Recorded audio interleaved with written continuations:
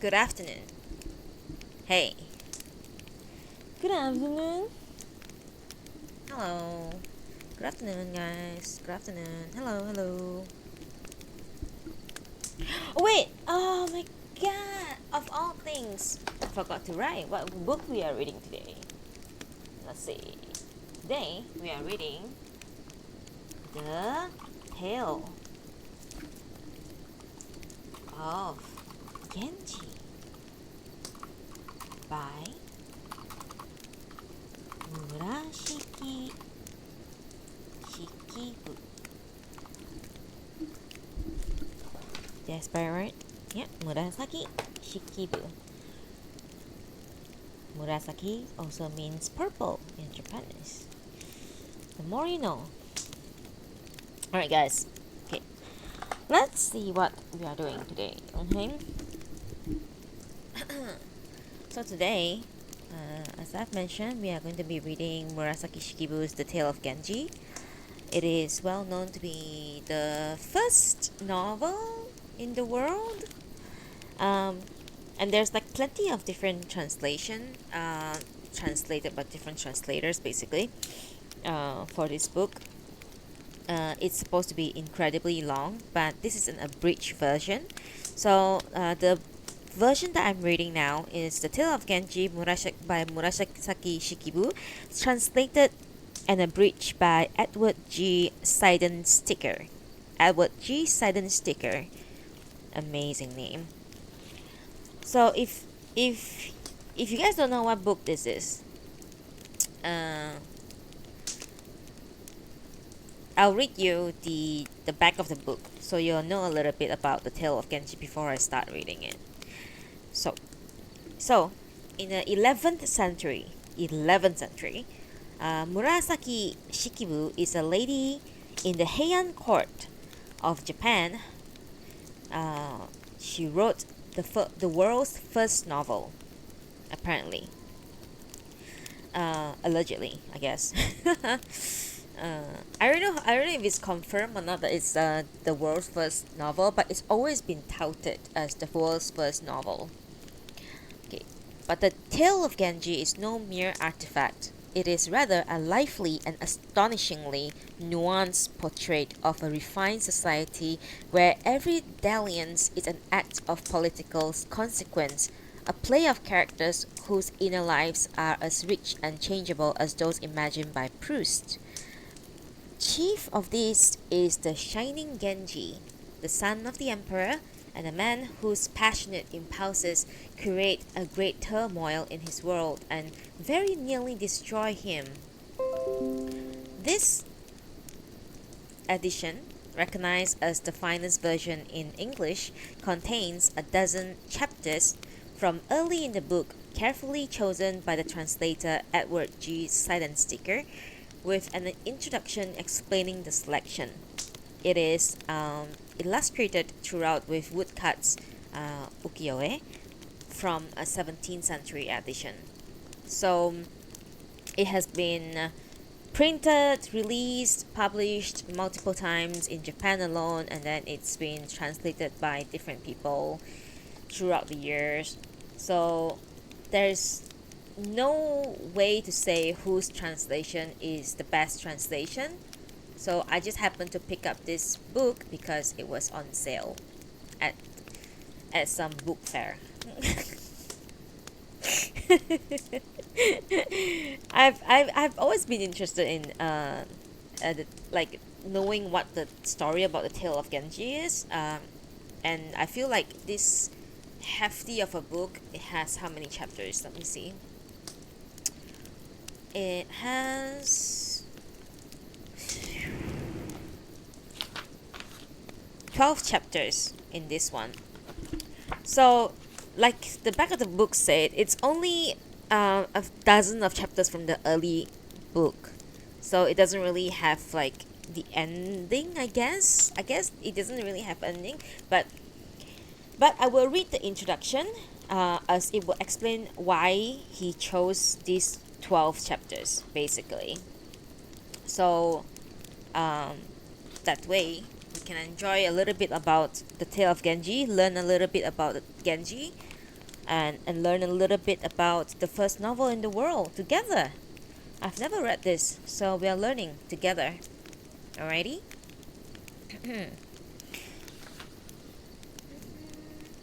So this one is the Vintage Classics edition. It's printed in June 1990. Yeah.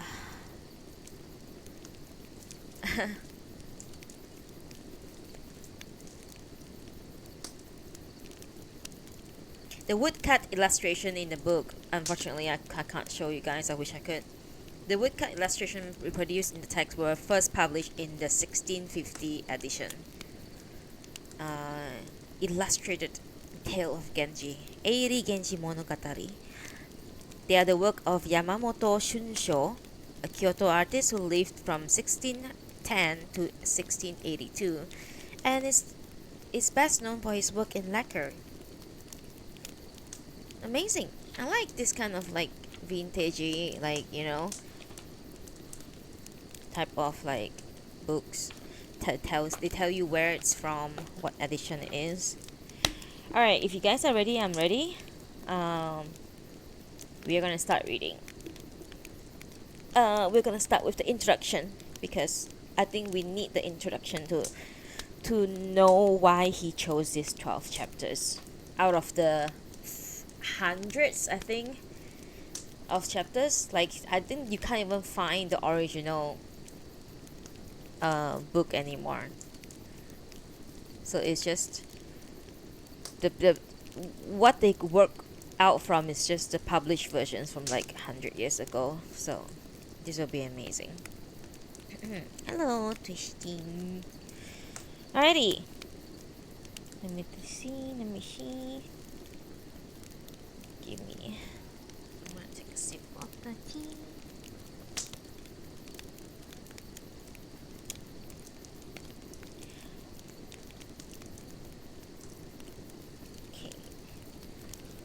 Alright.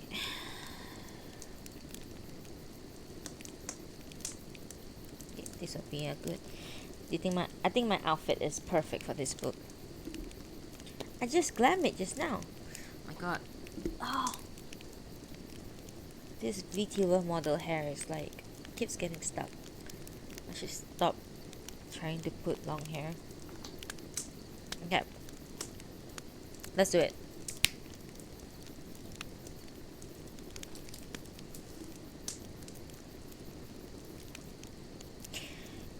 Introduction to the Vintage Edition. We are now reading The Tale of Genji by Murasaki Shikibu. Introduction to the Vintage Edition. This book, which contains a dozen chapters from the early in the Tale of Genji, is about a quarter the length of the complete edition. A quarter, guys. The last chapter is the 17th chapter of the original. Chapter 2, 3, 6, 15, and 16, which stand apart from and have no effect on the main narrative, have been omitted. Because Arthur Waley originally published his translation in 6 volumes, fairly regularly spaced out over the years, the impression seems to be widespread that the Tale of Genji is a series of independent but related novels, like the Barchester novels or the Police's novels of Trollope. This is an error.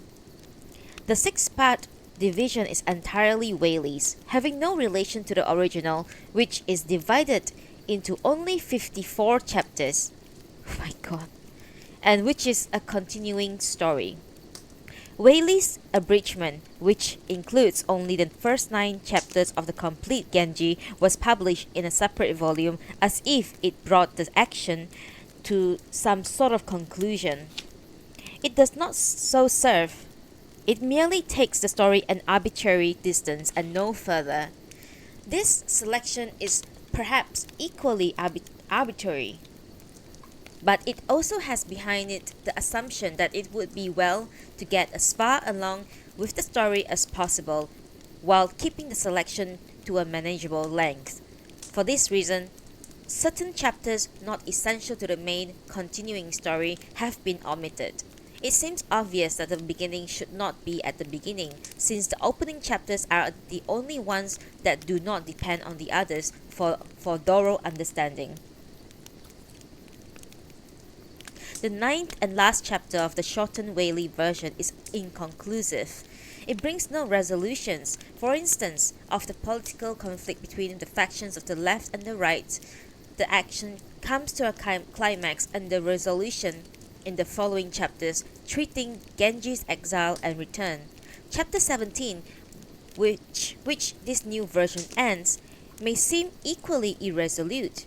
In fact, however, may be read as no more than trivial dalliance for the diversion of a child monarch in an intense political struggle, ending with victory for Genji. Thus, we see him fully rehabilitated, back from exile and deeply involved in affairs of state. Well, that's a spoiler if I would say so. Anyway, the second chapter, the fourth of the original, stands apart like those here omitted, but I have included it for two reasons. It is far superior to any of the deleted chapters, and it does come to affect the main narrative, because the daughter of the Lady of the Evening Faces presently emerges from the obscurity to assume an important role. The careful reader will see that only it among our dozen is closely akin to the deleted chapters. Added annotations was needed to clarify references to these chapters, and the last 3 pages, which harken back to the second and third chapters, seems to bring the cycle to a close, have been deleted. Nothing has been required by the way of by way of explanation and exposition in the other 11. Offered the prospect of emendation, I was able to find and correct a number of errors from the original edition. Not much can be said with certainty about the tale of Genji, except that it is a very long romance running to 54 chapters and describing the court life of Heian Japan from the 10th century into the 11th century. Very probably it was completed in something like its present form during the first quarter of the 11th century, except for fragments. The earliest surviving texts are from the upwards of the 2 centuries after the probable date of composition, and so textual problems will always remain to delight and occupy scholars. But the Genji is probably the work of a single hand, that of a court lady known as Murasaki Shikibu, with possible accretions during the 2 following centuries, not of sufficient magnitude to change the shape of Murasaki Shikibu's original. At least one chapter is widely thought to be spurious, and the other 2 are also suspect. It is possible too that the chapters have been lost, but the work consisted of more than 50 chapters by the decade of the 1020s is apparent from the Sarashina diary, written in the mid-11th century by another court lady. Precise information about Murasaki Shikibu is equally scant. We do not know her personal name, though scholars have delighted in speculating upon it. In Heian Japan, it was bad manners to record the names of well-born ladies, except, curiously, imperial consorts and princesses of the blood. Of the sobriquet by which she is known today, the second half, Shikibu, designates an office held by her father. Murasaki may derive either from the name of an important lady in the Genji itself, or from the fact that it means purple, and Fuji, the first half of her family name, means wisteria.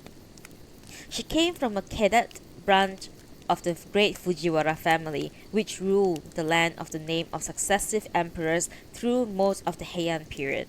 She and Fujiwara Michinaga, the Grand Chancellor, who dominated court politics in the early 11th century, had a common ancestor in the paternal line 6 generations back, but her branch of the family had, by the time of her birth, fallen to the second level of court aristocracy.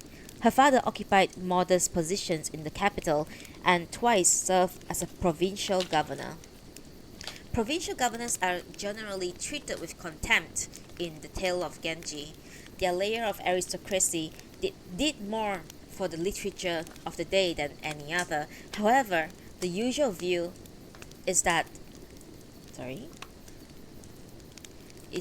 it was an uncommonly fine day, and the Genji itself is a supreme masterpiece of Japanese prose literature.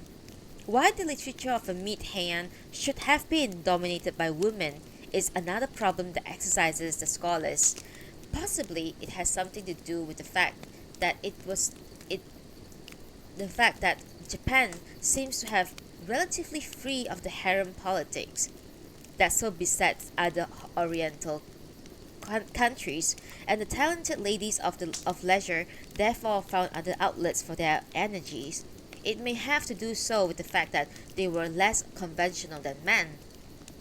She was married in 998 or 999 to a distant kinsman. Since there are reasons for believing that she married rather late for the time, it seems likely that she was in her early 20s.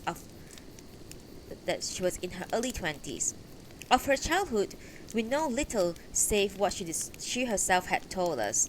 A famous entry in the journal, perhaps sets of memoirs, would better characterize it,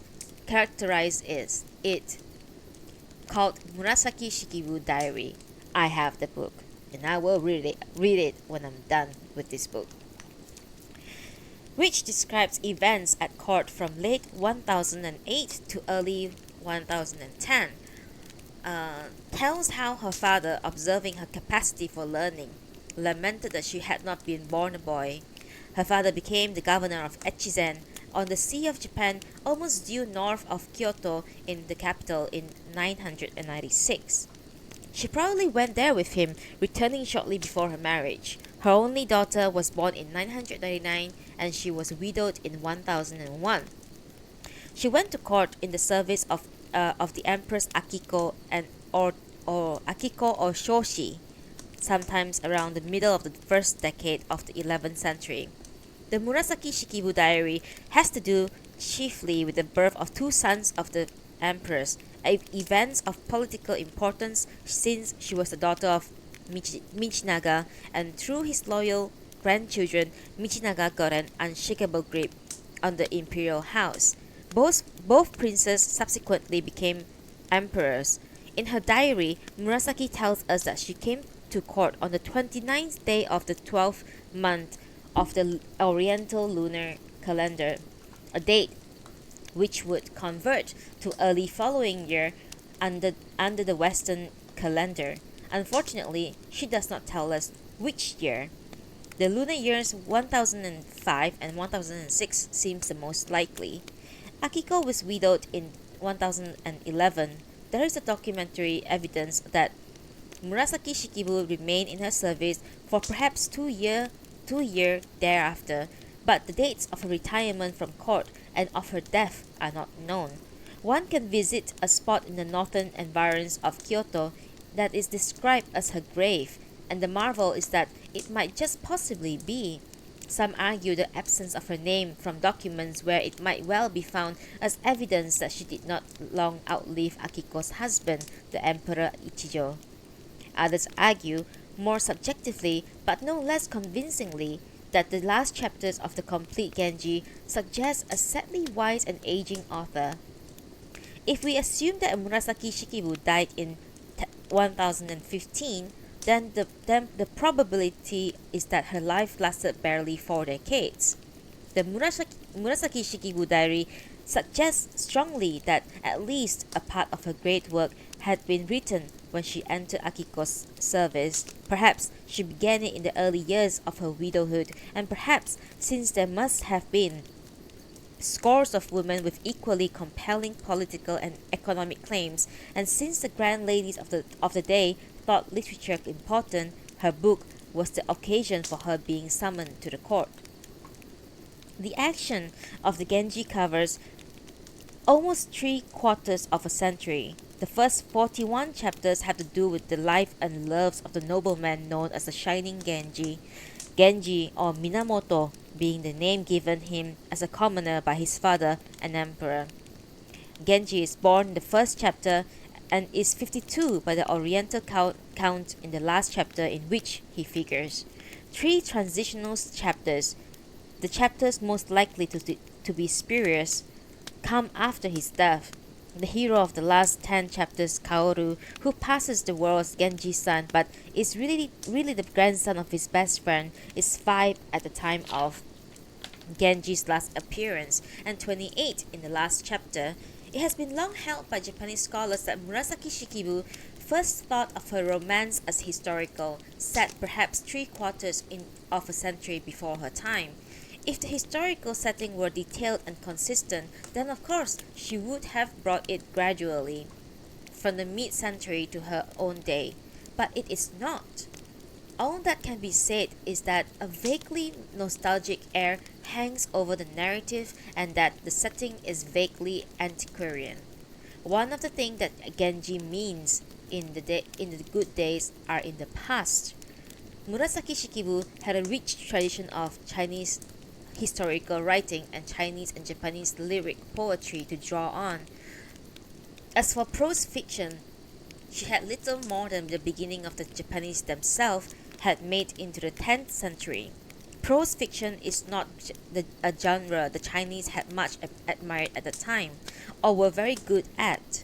Interesting beginnings these were, and in a fragile way, beautiful beginnings, but little in them seems to anticipate the appearance of a romance which is more than a romance, in that it shows believable people in real situations. When romances of the 10th century attempt characterization, and it is of a rudimentary sort, they write fairy stories. And when they write of such matters as court intrigues, the characterization is so flat that it can hardly be called characterization at all. The diaries of the 10th century may perhaps have been something of an inspiration for Murasaki Shikibu. But the awareness that an imagined predicament can be made more real than a real one required a great leap of the imagination, and Murasaki Shikibu made it by herself. Though numbers of romances from the 10th century are known to have been lost, the evidence is that the important ones survive.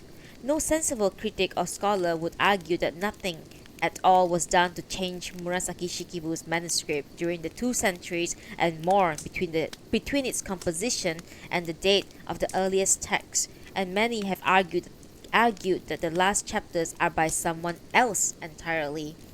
The scholarly argument against such an ascription seems less persuasive than the intuitive one. It may be difficult to imagine a single genius building so much on so slight a foundation, but it is almost impossible to imagine a second genius taking over without preparation at such a high point in the development of the first. The historical fact is that whoever wrote Genji had no successors, and so the theory of mass genius has very little to support it. Later romances are by comparison rather poor stuff. In some, changes and addition in the detail may have come later, but the narrative points essentially to a single author working over a long period of time herself. Few would dispute the use of feminine pronoun, living long enough to have immediate knowledge of the shadows that fall over her book, shadows that come with age and experience and working to the end. This translation has been based chiefly on the text in the Nihon Koten Bungaku Taikei series, the uniform edition of the Japanese classics published in the Iwanami Shoten. The editor, Professor Yamagishi Tokuhei, has used a manuscript copy from the Muromachi period in the Aobyoshi or Blue Book line of text, deriving ultimately from the work of Fujiwara Teika, the great poet and scholar of the 12th and early 13th centuries. 2 other texts, both with detailed commentary and complete rendition into the modern Japanese, were regularly consulted. The Genji Monogatari Hyoshaku of Professor Tamagami Takuya and the Shogakukan text, only some 2/3 of which had appeared when this translation was completed, under the editorship of Professors Abe Akio, Akiyama Ken, and Imai Genchi. Both are based on Aobyoshi manuscript. 3 other modern translations by the poetess Yosano Akiko and the novelist Tanizaki Junichiro and Enji Fumiko were consulted from time to time. The word translation seems appropriate, despite the fact that Japanese use one word for rendition of a Japanese classic into modern Japanese and another for rendition of that same classics into a foreign tongue. In some respects, the speech of Western Japan in which the tale was written has been astonishingly conservative. A character will sometimes make a remark which one might hear on the streets of Kyoto or Osaka today. The conjugated parts of speech, however, the verbs and adjectives, have been considerably simplified so that fundamental signals as to agent and object which were once conveyed through conjugational refinements must now very often be conveyed by other means, such as explicitly stated subjects. What this means in practice is that for Westerner and modern Japanese alike, Heian Japanese takes a great deal of getting used to and can often be very obscure. One must be very alert indeed when the most important facts are being conveyed by subtle shift in honorific level. And probably only to someone who has not known anything else can be the effort to the other by taxing and arduous. To Murasaki Shikibu, a translation into modern Japanese or a foreign tongue would probably be seem rather inelegantly and unnecessarily specific. It was certainly not impossible in Heian Japan to come right out and name one's agents and objects, but it was considered better form to let elaborately conjugated verbs and adjectives convey the information obliquely. Very good critics have commented upon the astonishingly modernity of the tale and have called it the great first novel in the literature of the world. Orientals have objected to the statement on the grounds that the use of such Western terms as novel is ethnocentric. Yet there is surely nothing wrong with calling it an Oriental work of a novel if we know what we wish to convey by the term and if our intent is to praise. We may think of the novel as a form of prose narrative in which the emphasis is upon characterization rather than upon plot, on believing characters in believable relationships. If this definition is accepted, then the Genji is a very good novel indeed. The best one the Japanese have produced down to the modern times. The characterization is remarkably vivid even in the early chapters selected for this book. Large numbers of the characters are kept distinct from one another with remarkable skill. When the Genji is compared with Proust in this regard, and the comparison has long been popular, it seems apt. In other respect, the two are far apart, and the Genji reveals its Japanese origins. It is loosely constructed and inconclusive, and it's strongly lyrical, especially in its treatment of nature and the fusion of man and place and season, of foreground and background. It is a happy combination, then, of what can seem modern and immediate to the reader from a far distant land and century, and what must necessarily seem alien to exotic, though not in an unpleasant sense. There was still the problem of making the alien and exotic aspect accessible to the Western reader. Among the most difficult has been one which would not occur at all in translating a Western novel: what to call the characters. In the original, only underlings, such as Genji's factotums Koremitsu, have names The major characters have known by a series of shifting sobriquets and designations having to do with their station in life or with some incident or some brief passage in the narrative. Sometimes the relationship between the character and thus oh my god. Sometimes the relationship between the character and the sobriquet is tenuous. Thus, Aoi, one of the names of Genji's first wife, means really the Lady of the Heart Vine chapter.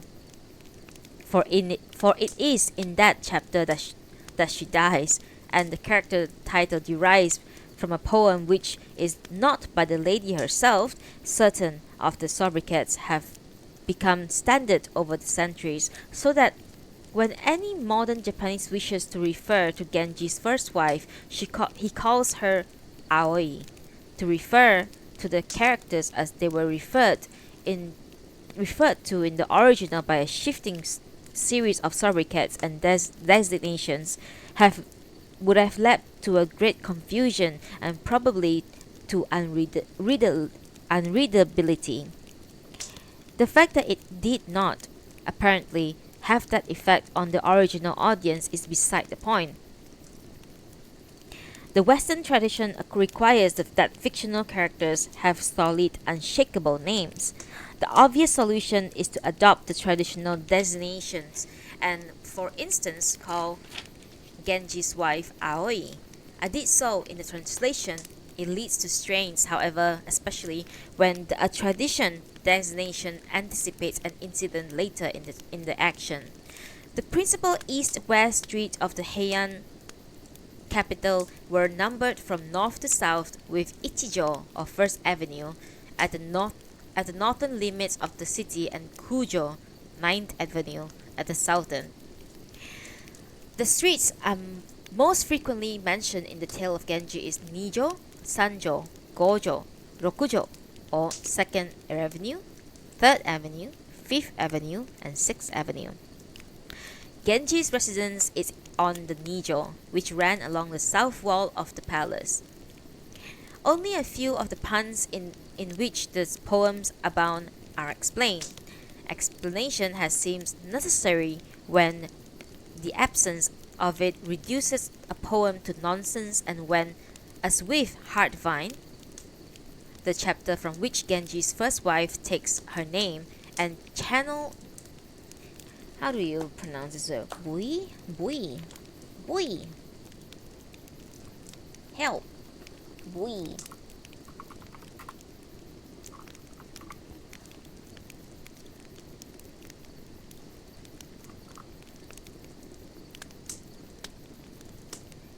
Boy.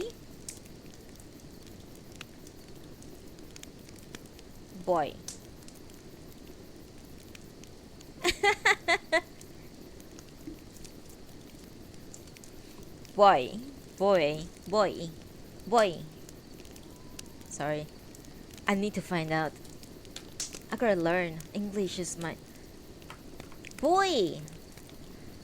You know the floaty thingy?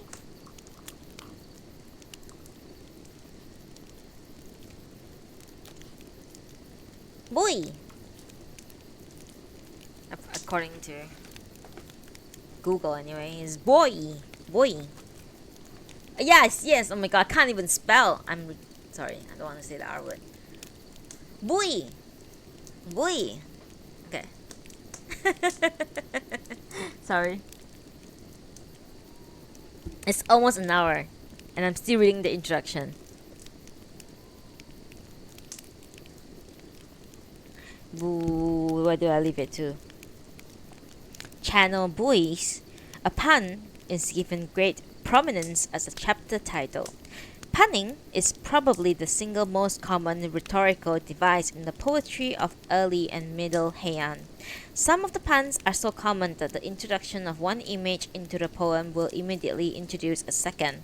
A pine tree, for instance, usually brings with it a suggestion of unrequited love, of waiting and yearning. For matsu, pine, means also to wait. That's true. Mention of the long summer rains usually does double duty, having reference also to a time of sad, brooding tedium. Falling rain or snow is also a passage of years. Autumn is also surfeit or neglect. A fisherman is also a nun. The river, the barrier and gate of Osaka suggests a meeting, as does the province of or a province or lake of Omi. An iris is also discernment or a pattern. A rat is also a root and a cry. An imperial progress is also deep snow. To pluck as of plants is also to heap up or to accumulate as of years. To cut off is also to depart. A letter or other specimen of calligraphy is also a trail. A wild goose also suggests an evanescence or transience. New translations of great classics need not seek to justify themselves. There have been translations of very great writers by very great writers, and they have been superseded. Since there is probably no such thing as perfect translation of a complex literary work, the more translations one would think, the better. Arthur Waley's translation of the Tale of Genji has been so important to me over the years, however, that I feel impelled to remark briefly on my reasons for undertaking a new translation. It was my introduction to Japanese literature, and its power upon repeated readings, I could not give their total number, has continued to be so great that the process of preparing a new translation has felt like sacrilege. Yet, the fact remains that Waley translation is very free. He cuts and expurgates very boldly. It may be argued that he tidies things up by cutting and therefore improves. In some cases, he probably does. One shares his impatience with clothes and meals and ceremonies, and may sometimes wish that Murasaki Shikibu had shared it too. On the whole, however, his accession seems merely arbitrary. More complex and perhaps more interesting is the matter of amplification.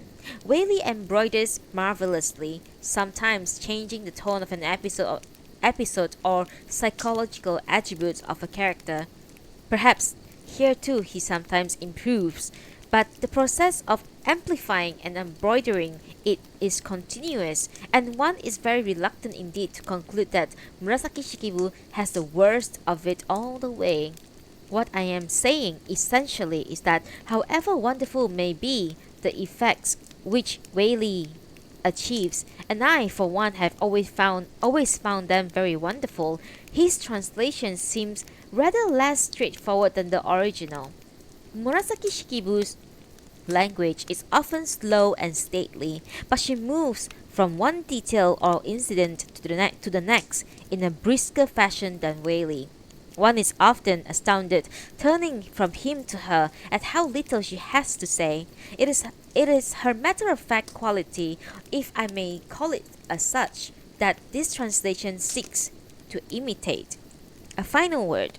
The reader may be discouraged to learn that the tale gets better as it goes along, and that later chapters are often better than the ones included here. But while there seems no point in seeking to obscure this undeniable truth, it is certain that even the early chapters are better fiction than anything preceding them and most things following them in the body of Japanese prose narrative. If the reader is encouraged to go on to later chapters, this book will have the best effect it could possibly have. Miss Odagiri Hiroko read most of the translation in the first draft, comparing it with the original and pointing out errors and omissions. Professor Ikeda Tadashi did the same with the chapters not scrutinized by Miss Odagiri. I am very grateful to them indeed. Mrs. Charles Hamilton and Eric Johnson read and commented upon the whole of the translation, and Miss Su Chu Won, Korean name, Su Chu Won, who typed the final version and of course read the whole of it, did very valuable service as an editorial consultant. Parts of the translation were read by Robert Browers, Don Brown, George Kerr, and William Sibley. I'm grateful to all of them, and I'm very grateful too for the spiritual and material support of the Center for Japanese Studies and Horace H. Rackham School of Graduate Studies at the University of Michigan. Signed, Edward Seidensticker. Edward Seidensticker, August 1984. Right, you walked in. Hello, Central Senpai. I'm pretty sure I've seen you before. Good day. Thank you. Thank you. Thank you for joining us today.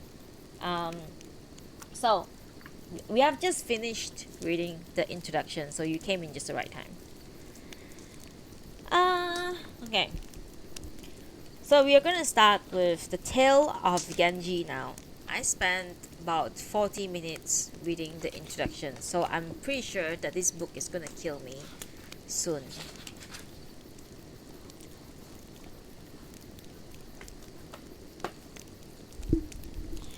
Okay, let us start. Chapter 1. Today, okay, let's go back to introduction. Today we are reading The Tale of Genji by Murasaki Shikibu. Chapter 1. The Pawlownia Court.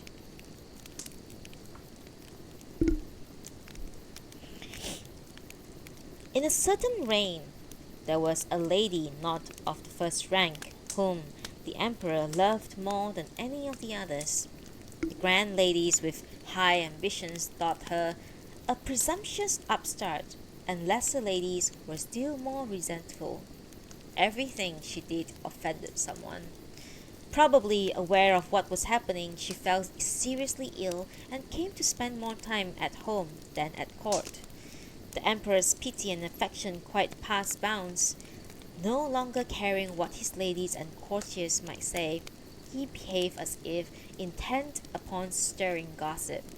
His court looked with very great misgiving upon what seemed a reckless infatuation.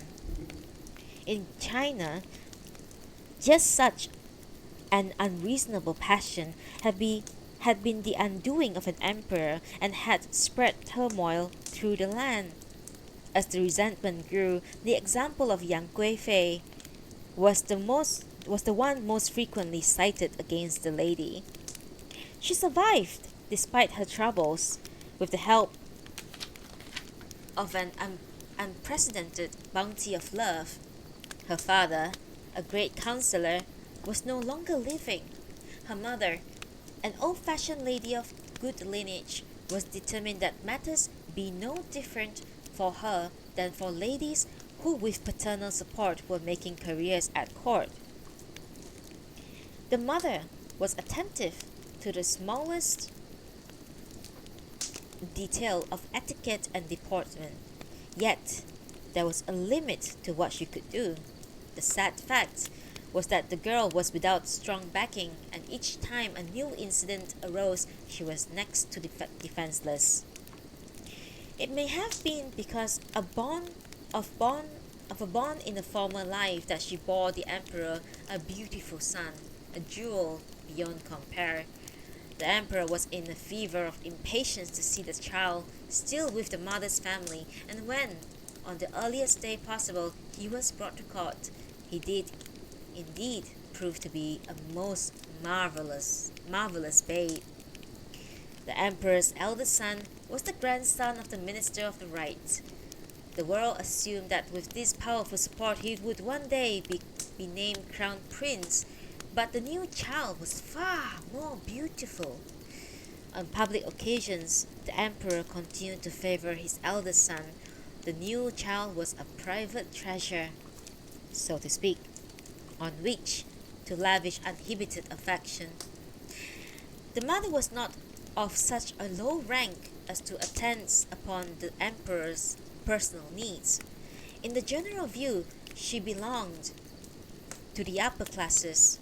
He insisted on having her always beside him, however, and on nights when there was music or other entertainment, he would require that she be present. Sometimes the two of them would sleep late, and even after they had risen, he would not let her go. Because of his unreasonable demands, she was widely held to be fallen into immoderate habits out of keeping with her rank. With the birth of the son, it became yet clear that she was the emperor's favorite. The mother of the eldest son began to feel uneasy. If she did not manage carefully, she might see the new son designated crown prince. She had come to the court before the emperor's other ladies. She had once been favored over the others, and she had borne several of his children. However much her complaining might trouble or annoy him, she was the one lady whom she could not ignore. Though the mother of the new son had the emperor's love, her detractors were numerous and alert to the slightest inadvertency. She was in continuous torment, feeling that she had nowhere to turn. She lived in the Pawlownia's court. The emperor had to pass the apartments of the other ladies to reach hers, and it must be admitted that their resentment at his constant comings and goings was not unreasonable. Her visits to the royal chambers were equally frequent. The robes of her women were in a scandalous state, from trash strewn along bridges and galleries. Once some women conspired to have both doors of a gallery she must pass bolted shut, and so she found herself unable to advance or retreat. Her anguish over the mounting list of insults were presently more than the emperor could bear. He moved a lady out of rooms adjacent to his own and assigned them to the lady of the Pawlownia court, and so of course aroused new resentment. When the young prince reached the age of 3, the resources of the treasury and the steward's offices were exhausted to make the ceremonial bestowing of trousers as elaborated as that for the eldest son. Once more there was malicious talk, but the prince himself, as he grew up, was so superior of mien and disposition that few could find it in themselves to dislike him. Among more discriminating, indeed, were some who marveled that such a paragon had been born into this world. In the summer, the boy's mother, feeling vaguely unwell, asked that she be allowed to go home. The emperor would not hear of it. Since they were by now used to this indisposition, he begged her to stay and see what course her health would take. It was steadily worse, and then suddenly everyone could see that she was failing. Her mother came pleading that he let her go home. At length he agreed. Fearing that even now she might become a victim of gratitude's insult, she chose to go off without ceremony, leaving the boy behind. Everything must have an end, and the emperor could no longer detain her. It saddened him inexpressibly that he was not even permitted to see her off. A lady of great charm and beauty, she was sadly emaciated. She was sunk in melancholy thoughts, but when she tried to put them into words, her voice was almost inaudible. The emperor was quite beside himself, his mind a confusion of things that had been, and things that were to come. He wept and vowed undying love over and over again. The lady was unable to reply. She seemed listless and drained of strength, as if she scarcely knew what was happening. Wanting somehow to help, the emperor ordered that she be given the honor of hand-drawn carriage. He returned to her apartments and still could not bring himself to the final parting. "We vowed that we would go together down the road. We all must go. You must not leave me behind." She looked at him sadly. "If I had suspected that it would be so..." She was gasping for breath. I leave you to go to the road we all must go, the road I would choose, if only I could, is the other. It was evident that she would have liked to say more, but she was so weak that it had been a struggle to say even this much. The Emperor was wondering again if he might not keep her with him and have her with him to the end. But a message came from her mother asking that she hurry. We have obtained the agreement of the eminent ascetics to conduct the necessary services, and I fear that they are to begin this evening. So, in desolation, he let her go. He passed a sleepless night. He sent off a messenger and was beside himself with impatience and apprehension even before there had been time for the man to reach the lady's house and return. The man arrived to find the house echoing in laments. She had died shortly past midnight. He returned sadly to the palace. The Emperor closed himself up in his private apartments. He would have liked at least to keep the boy with him, but no precedent could be found for having him away from his mother's house through the morning.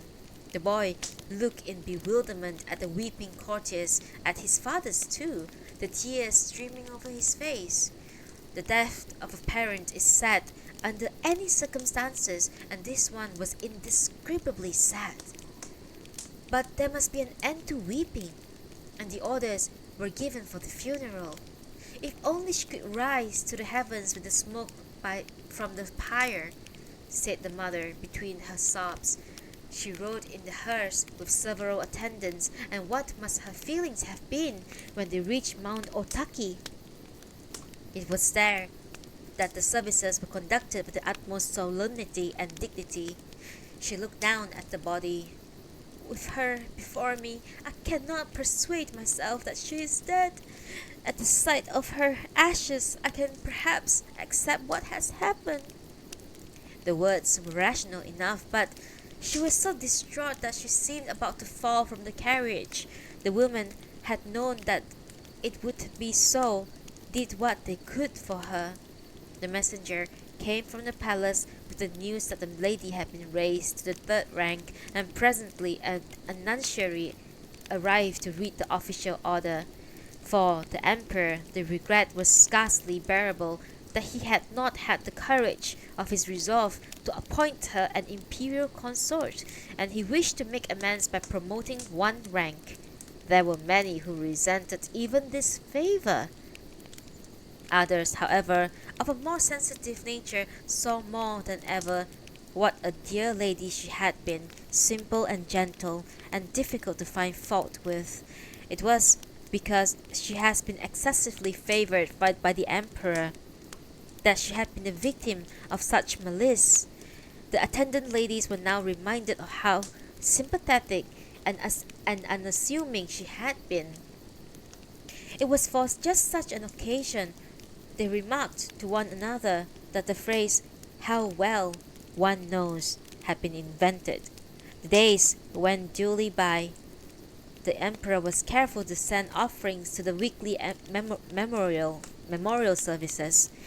His grief was unabated, and he spent his nights in tears, refusing to summon his other ladies. His serving women were plunged into dew-drenched autumn. There was one lady, however, who refused to be placated. "How ridiculous!" said the lady in the Kokiden pavilion, mother of his eldest son, "that the infatuation should continue even now." The Emperor's thoughts were on his younger son even when he was with his eldest.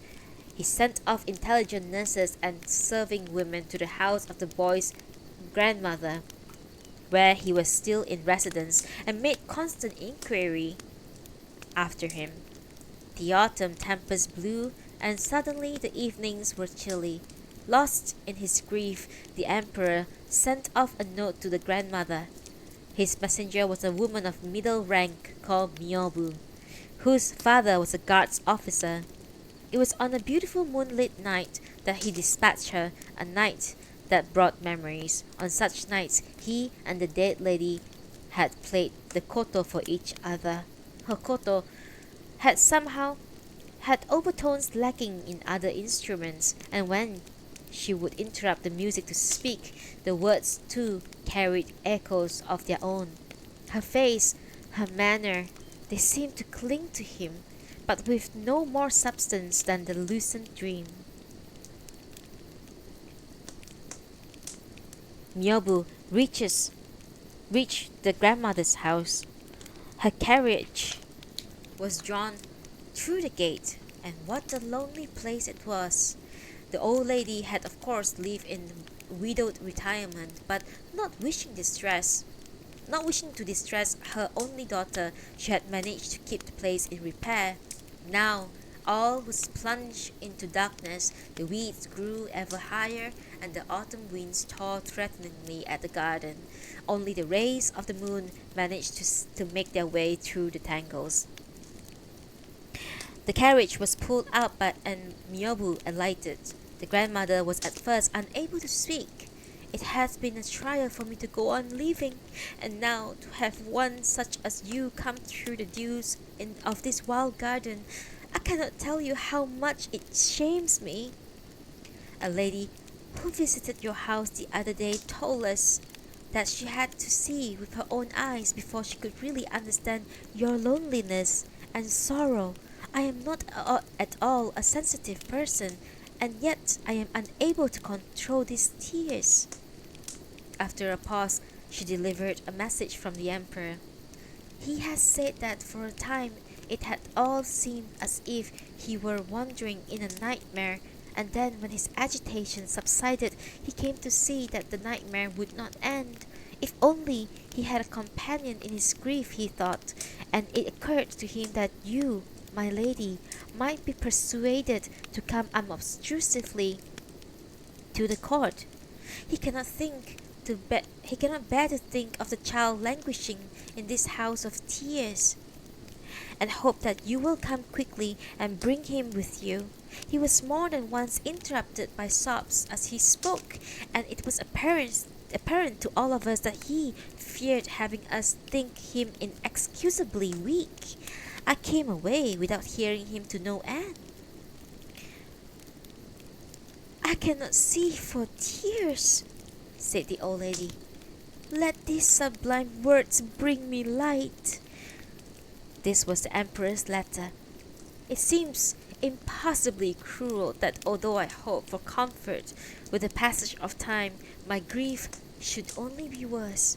I am particularly grieved that I do not have the boy with me, to watch him grow and mature. Will you not bring him to me? We shall think of him as a memento. There could be no doubting the sincerity of the royal petition. A poem was appended to the letter, but when she had to come to it, the old lady was no longer able to see through her tears.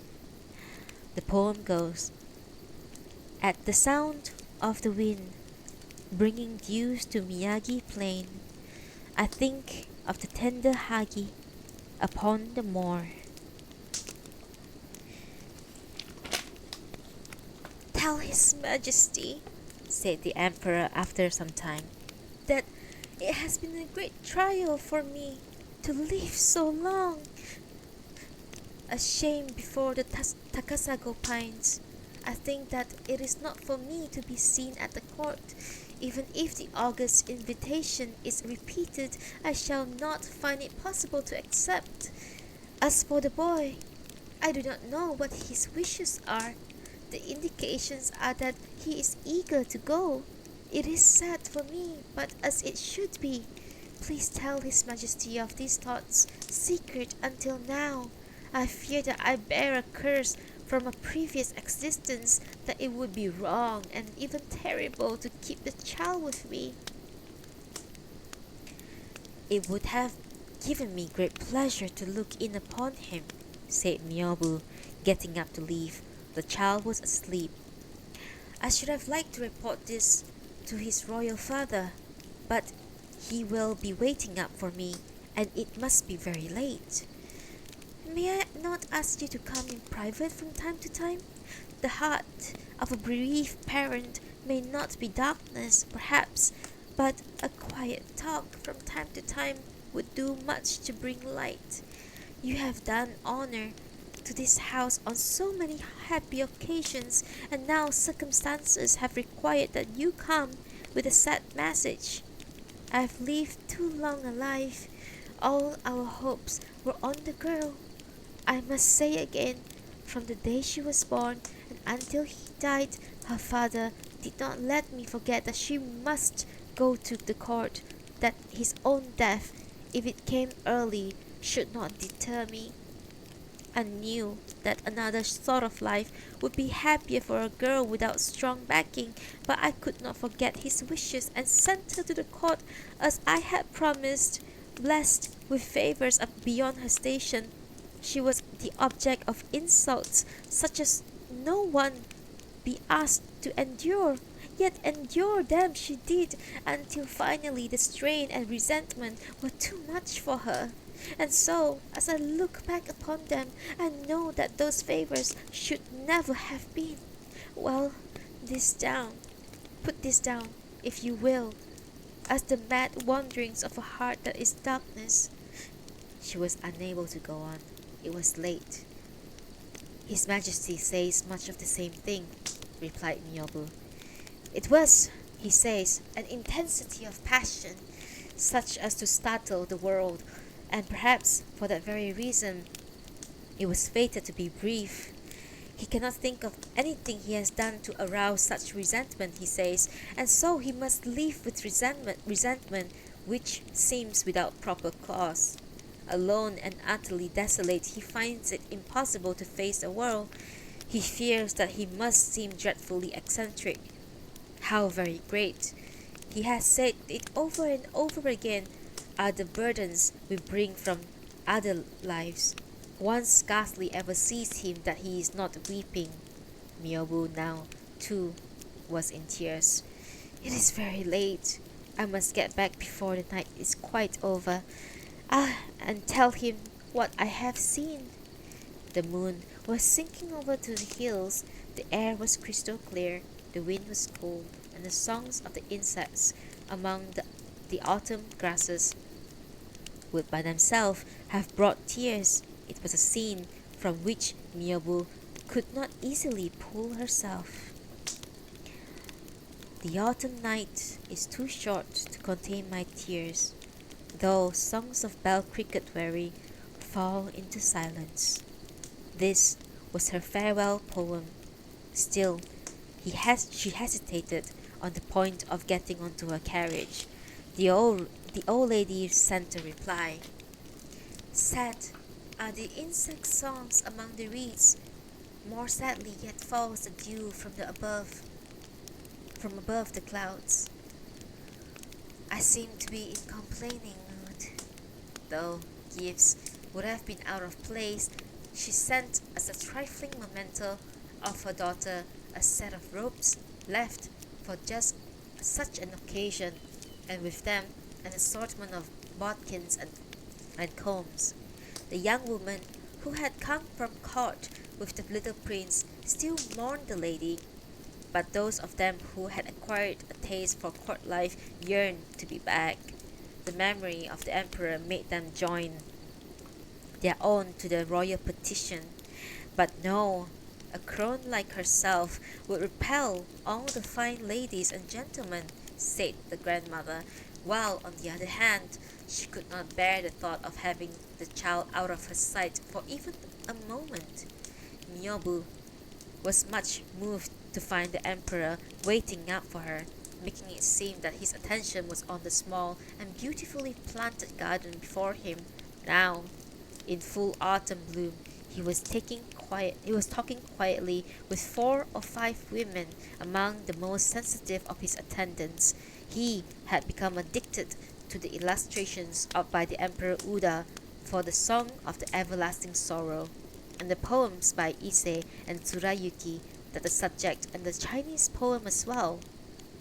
He listened attentively as Miyobu described the scene she had found so affecting. He took up the letter she had brought from the grandmother.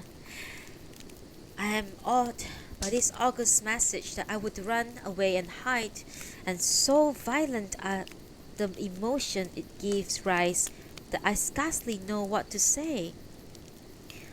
The tree that gave them shelter had withered and died. One fears for the plight of the hagi shoots beneath. A strange way to put the matter, thought the emperor, but the lady must be still so dazed by grief. He chose to overlook the suggestion that he himself could not help the child. He sought to hide his sorrow, not wanting these women to see him in such poor control of himself. But it was no use. He reviewed his memories over and over again from his very earliest days with this dead lady. He had scarcely been able to bear the moment away from her while she lived. How strange that she had been able to survive the days and months since on memories alone. He had hoped to reward the grandmother's sturdy devotion, and his hopes had come to nothing. Well, he sighed, she may look forward to having her day, if she will only live to see the boy grow up. Looking at the keepsakes Miyobu had brought back, he thought what a comfort it would be if some wizard were to bring him, like that Chinese emperor, a comb from the world where his lost love was dwelling. He whispered, "And will no wizard search her out for me, that even he may tell me where she is?" There are limits to the powers of the most gifted artist. The Chinese lady in the paintings did not have the luster of the life. Yang Guifei was said to have resembled the lotus of the sublime pond, the willows of the timeless hall. No doubt she was very beautiful in the Chinese finery. When he tried to remember the quiet charm of his lost lady, he found that there was no color of flower, no song of bird, no summon. He found that there were no color of flower, no song of bird to summon her up. Morning and night, over and over again, they had repeated to each other the lines of the songs of everlasting sorrow. In the sky, as birds that share a wing, on earth as trees that share a branch. It had been their vow. The shortness of her life had made it an empty dream. Everything, the moaning of the wind, the humming of autumn insects, added to the sadness. But in the apartments of the Kokiden lady, matters were different. It had been some time since she had last waited upon the emperor. The moonlight being so beautiful, she saw no reason not to have music deep into the night. The emperor muttered something about the bad taste of such a performance at such a time, and those who saw his distress agreed that it was an unnecessary injury. Kokiden was of an arrogant and intractable nature, and her behavior suggested that to her the emperor's grief was of no importance. The moon set. The wicks in the lamps had been trimmed more than once, and presently the oil was gone. Still, he showed no sign of retiring. His mind was on the boy and the old lady. He jotted down a verse. Tears dim the moon, even here above the clouds. Dim must it be in that lodging among those reeds. Calls outside told him that the guards was being changed. It would be 1 or 2 in the morning. People would think his behavior strange indeed. He at length withdrew to his bedchamber. He was awake the whole night through, and in the dark morning his thoughts was on the blinds that would not open. He was unable to interest himself in business of state. He scarcely touched his breakfast, and lunch seemed so remote from his inclination that his attendants exchanged looks and whispers of alarm.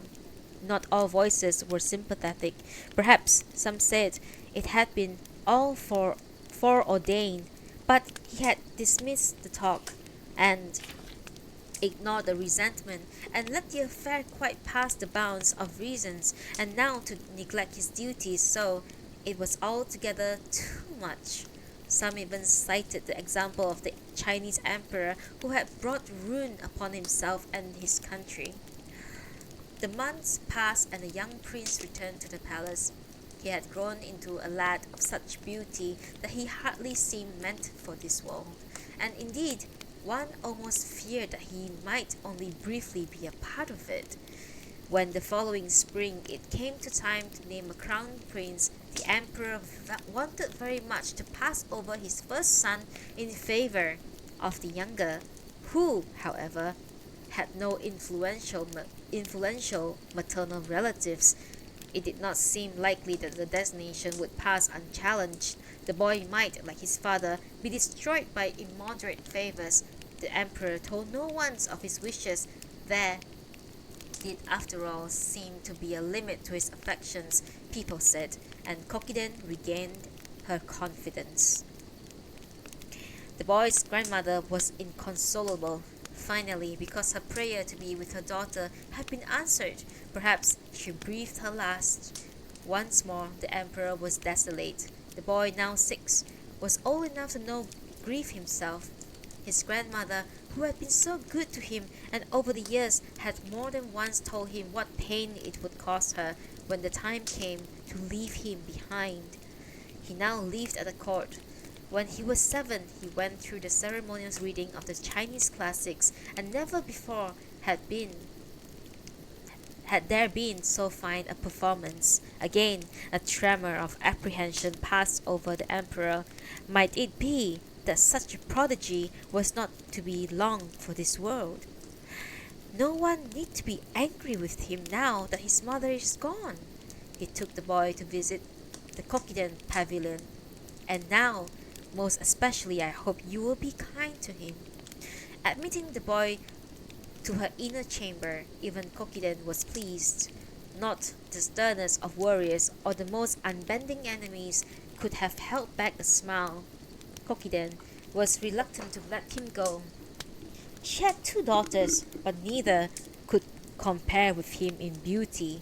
The lesser ladies crowded about him, not in the least ashamed to show their faces, all eager to amuse him, though aware that he set them off to a disadvantage. I need not speak of his accomplishment in the compulsory subjects, the classics and the likes.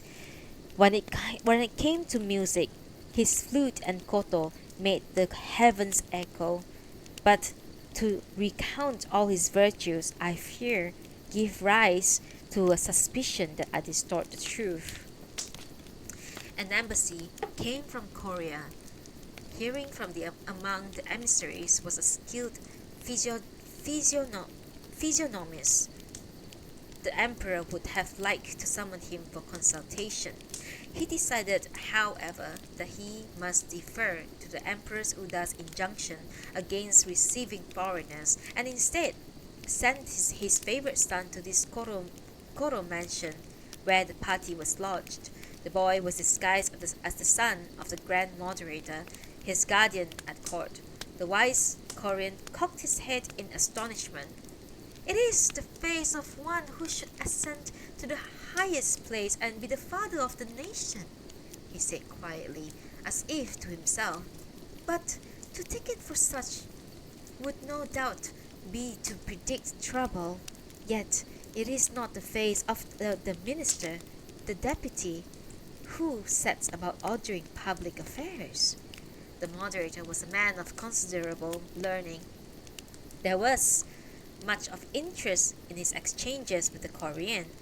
There were also exchanges of Chinese poetry, and in one, his poem, the Korean succeeded most skillfully in conveying his joy at having been able to observe such a countenance on the eve of his return to his own land, and sorrow that the parting must come so soon. The boy offered a verse that was received with high praise. The most splendid gifts were bestowed upon him. The wise man was in return showered with gifts from the palace. Somehow, news of the sage's remark leaked out, though the emperor himself was careful to say nothing. The minister of the right, grandfather of the crown prince and the father of the Kokiden lady, was quick to hear, and again his suspicions were aroused. in the wisdom of his heart, the emperor had already analyzed the boy's physiognomy after the Japanese fashion and had formed tentative plans. He had thus far restrained from bestowing imperial rank on his son, and was delighted that the Korean views should so accord with his own. Lacking the support of maternal relatives, the boy would be more insecure as a prince without court rank, and the emperor could not be sure how long his own reign would last. As a commoner, he would be of great service. The emperor therefore encouraged the boy in his studies, at which he was so proficient that it seems such a waste to reduce him to a common rank. And yet, as a prince, he would arouse the hostility of those who had cause to fear his becoming emperor. Summoning an astrologer of the Indian school, the emperor was pleased to learn that the Indian view coincided with the Japanese and the Korean, and so he concluded that the boy should be a commoner with the name of Minamoto or Genji. The months and the years passed, and still the emperor could not forget his lost love. He summoned various women who might console him, but apparently it was too much to ask in this world for one who even resembled her. He remained sunk in memories, unable to interest himself in anything. Then he was told that the fourth princess, daughter of a former emperor, a lady famous for her beauty and reared with the greatest care by her mother, the empress, a woman now in attendance upon the emperor, had in the days of his predecessors been most friendly with the princess, then but a child, and even now saw her from time to time. "I have been at court through 3 reigns now," she said, "and never had I seen anyone who genuinely resembled my lady. But now the daughter of the Empress Dowager is growing up, and the resemblance is most astonishing. One would be hard put to find her equal." Hoping that she might just possibly be right, the emperor asked most cautiously to have the princess sent to court. Her mother was reluctant and even fearful. However, one must remember, she said, that the mother of the crown prince was a most willful lady who had subjected the lady of the Pawlownia court to open insults and presently sent her into a fatal decline. Before she had made up her mind, she followed her husband in death, and the daughter was alone. The emperor renewed his petition. He said that he would treat the girl as one of his own daughters. Her attendants and maternal relatives and her older brother, Prince Hyobu, consulted together and concluded that rather than languish at home, she might seek consolation at court, and so she was sent off. She was called Fuji Tsubo. The resemblance to the dead lady was indeed astonishing, because she was of such high birth. It may have been that people were imagining things. She seemed even more graceful and delicate than the other. No one could despise her for her inferior rank, and the emperor need not feel shy about showing his love for her. The other lady, with the backing of no one all through the court, had been a victim of a love too intense, and now, though it would be wrong to say that he had quite forgotten her, he found his affections shifting to the new lady, who was a source of boundless comfort. So it is with the affairs of this world. Since Genji never left his father's side, it was not easy for this new lady, the recipient of so many visits, to hide herself from him. The other ladies was disinclined to think themselves her inferior, and indeed each of them had her own merits. They were all rather past their prime, however. Fujitsubo's beauty was of a younger and fresher sort, though in her childlike shyness she made an especial effort not to be seen.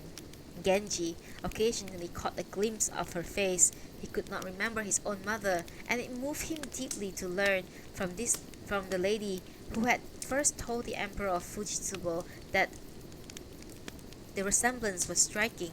He wanted to be near her always. "Don't be so unfriendly," said the emperor to Fujitsubo. "Sometimes it almost seems to me that you are his mother. Do not think him forward. Be kind to him. Your eyes, your expression. You are really so uncommonly like her that you could pass for his mother."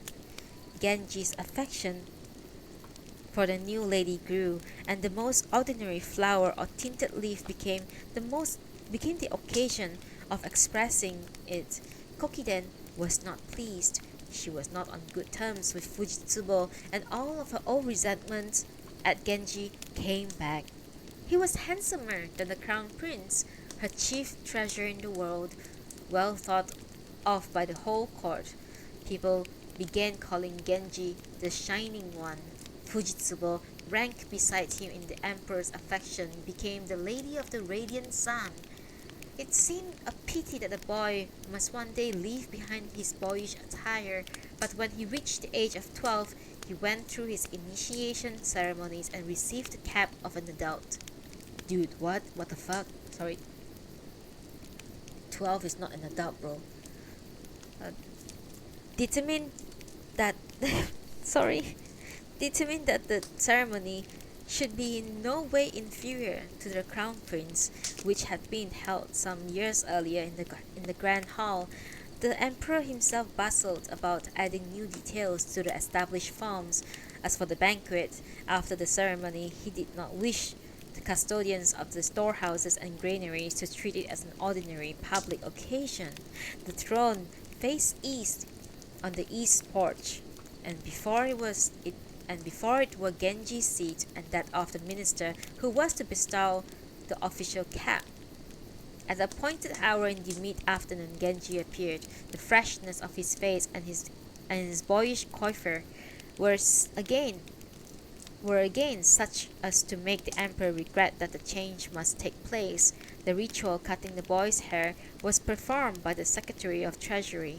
As the beautiful locks fell, the emperor was seized with hopeless longing for his dead lady. Repeatedly he found himself struggling to keep his composure. The ceremony was over. The boy withdrew to change into adult trousers and descend into the courtyard for ceremonial thanksgiving. There was not a person in the assembly who did not feel his eyes misting over. The emperor was stirred by the deepest of emotion. He had on brief occasions been able to forget the past, and now it all came back again. Vaguely apprehensive lest the initiation of so young a boy bring a sudden aging, he was astonished to see that his son delighted him even more. The minister of the left, who bestowed the more official cap, had only one daughter, his chief joy in life. Her mother, the minister's first wife, was a princess of the blood. The crown prince had sought the girl's hand, and the minister thought rather of giving her to Genji. He had heard that the emperor had similar thoughts. When the emperor suggested that the boy was without adequate sponsors for his initiation and the support of relatives by marriage might be called for, the minister quite agreed. The company withdrew to the outer room, and Genji took his place below the princess of blood. The minister hinted at what was on his mind, but Genji, still very young, did not quite know what to say. There came a message through a chamberlain that the minister was expected in the royal chambers. A lady-in-waiting brought the customary gifts for his services, a woman's cloak, white and of grand proportions, and a set of robes as well.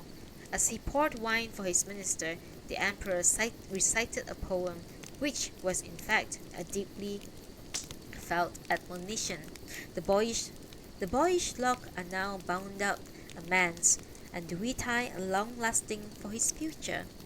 This was the minister's reply. Fast the knot with the honest heart has tied. May lavender, the hue of the troth, be as fast. The minister descended from the long garden bridge to give formal thanks. He received a horse from the imperial stables and a falcon from the secretariat. In the courtyard below the emperor, princes and high courtiers received gifts in keeping with the station. the moderator, Genji's guardian, had upon royal command prepared trays and baskets now set out in the royal presence. As for the Chinese chests of food and gifts, they overflowed and the premises in even larger numbers than for the crown prince's initiation. It was most splendid and dignified of ceremonies. Genji went home that evening with the minister of the left. The nuptial observances were conducted with great solemnity. The groom seemed to the minister and his family quite charming in his boyishness. The bride was older and somewhat ill at ease with such a young husband. This is weird. the, the minister had the emperor's complete confidence, and his wife, the girl's mother, was full sister to the emperor. Both parents were therefore of the highest standing, and now they had Genji for a son-in-law. The minister of the right, who, as grandfather of the crown prince, should have been without rivals, was somehow eclipsed. The minister of the left had numerous children by several ladies. One of the sons, a very handsome lad by his principal wife, who was already a guards lieutenant. Relations between two ministers were not good, but the ministers of right found it difficult to ignore such a talented youth, to whom he offered the hands of his fourth and favorite daughter. His esteem for his new son-in-law rivaled the other minister's esteem for Genji. To both houses, the new arrangement seemed ideal. Constantly at his father's side, Genji spent little time at the Sanjo mansion of his bride. Fujitsubo was for him a vision of sublime beauty, if he could have someone like her. But in fact, there was no one really like her. His bride, too, was beautiful, and she had had the advantage of every luxury. But he was not at all sure that they were meant for each other. The yearning in his young heart for the other lady was agony. Now that he had come of age, yet he no longer had his father's permission to go behind her curtains. On evenings when there was music, he would play the flute to her koto and so communicate something of his longing and take some comfort from her voice, soft through the curtains. Life at court was for him much preferable to life at Sanjo. 2 or 3 days at Sanjo would be followed by 5 or 6 days at the court. For the minister, youth seemed sufficient excuse for this neglect. He continued to be delighted with his son-in-law. The minister selected the handsomest and most accomplished of ladies to wait upon the young pair and planned the sort of diversions that were most likely to interest Genji. At the palace, the emperor assigned him the apartments that had been his mother's and took care that her retinue was not dispersed. Orders were handed down to the officers of repairs and fittings to remodel the house that had belonged to the lady's family. The results were magnificent. The plantings and artificial hills had always been remarkably tasteful, and the grounds now swarmed with workmen widening the lake. If only, thought Genji, if he could have with him the lady he yearned for. The sobriquet, the shining Genji, one hears, was bestowed upon him by the Korean. That was the end of chapter 1. We did it! We did! We finished chapter 1. Now we can read chapter 2. Adding with you.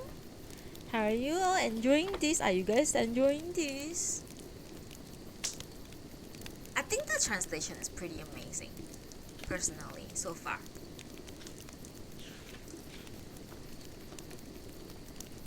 I'll talk about the translation later.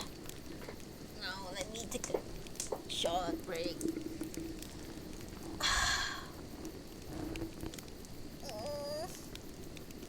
Stretch. Always remember to stretch.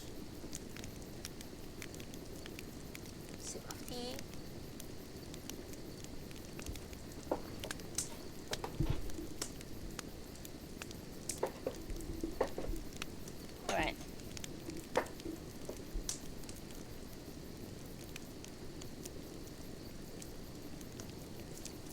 Oh, is it?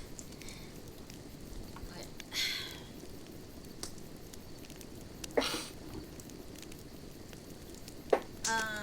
Short break. Bye bye.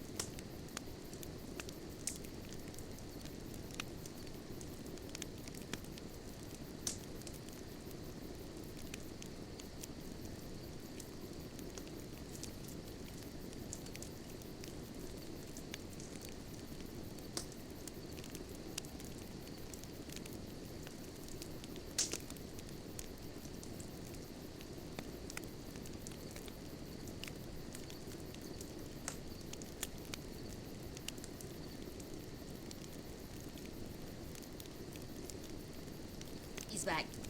Ice back. Ice back. Okay, let's go. Let us continue. Let me check my phone for a second.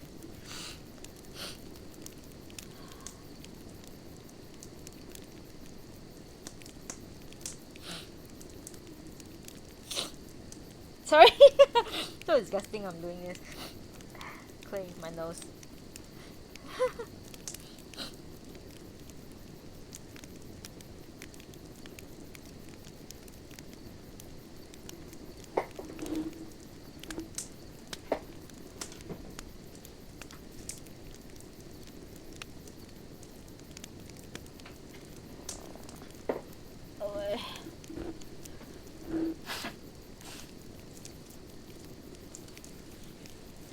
Alright, let's go.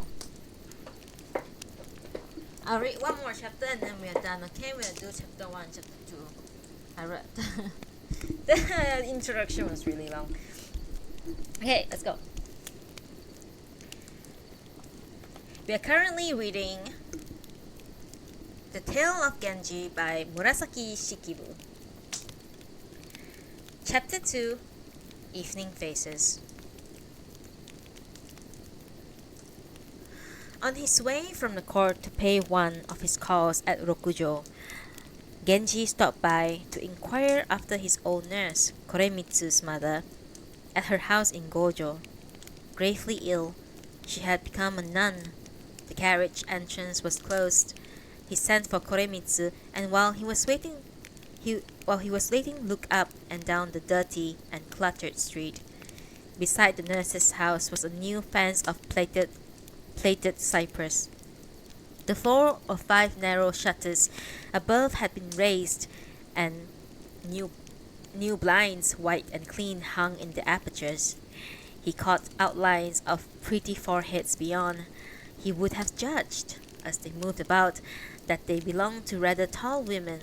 What sort of women might they be? His carriage was simple and unadorned, and he had no outrunners. Quite certain that he would not be recognized, he leaned out for a closer look. The hanging gate of something like a trellis work was propped on a pole, and he could see that the house was tiny and flimsy. He felt a little sorry for the occupants of such a place, and then asked himself, who in this world have more than a temporary shelter, a hut, a jewel pavilion? They were the same. A pleasantly green vine was climbing a board wall. The white flowers, he thought, had a rather self-satisfied look about them. I needs must ask the lady far yonder, he said, as if to himself. An attendant came up, bowing deeply. The white flowers far off yonder are known as evening faces, he said. A very... Oh shit, it's a man. Sorry. God.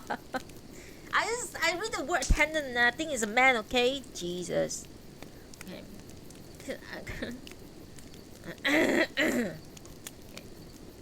Let's start again. Okay. The white flowers, he thought, had a rather self-satisfied look about them.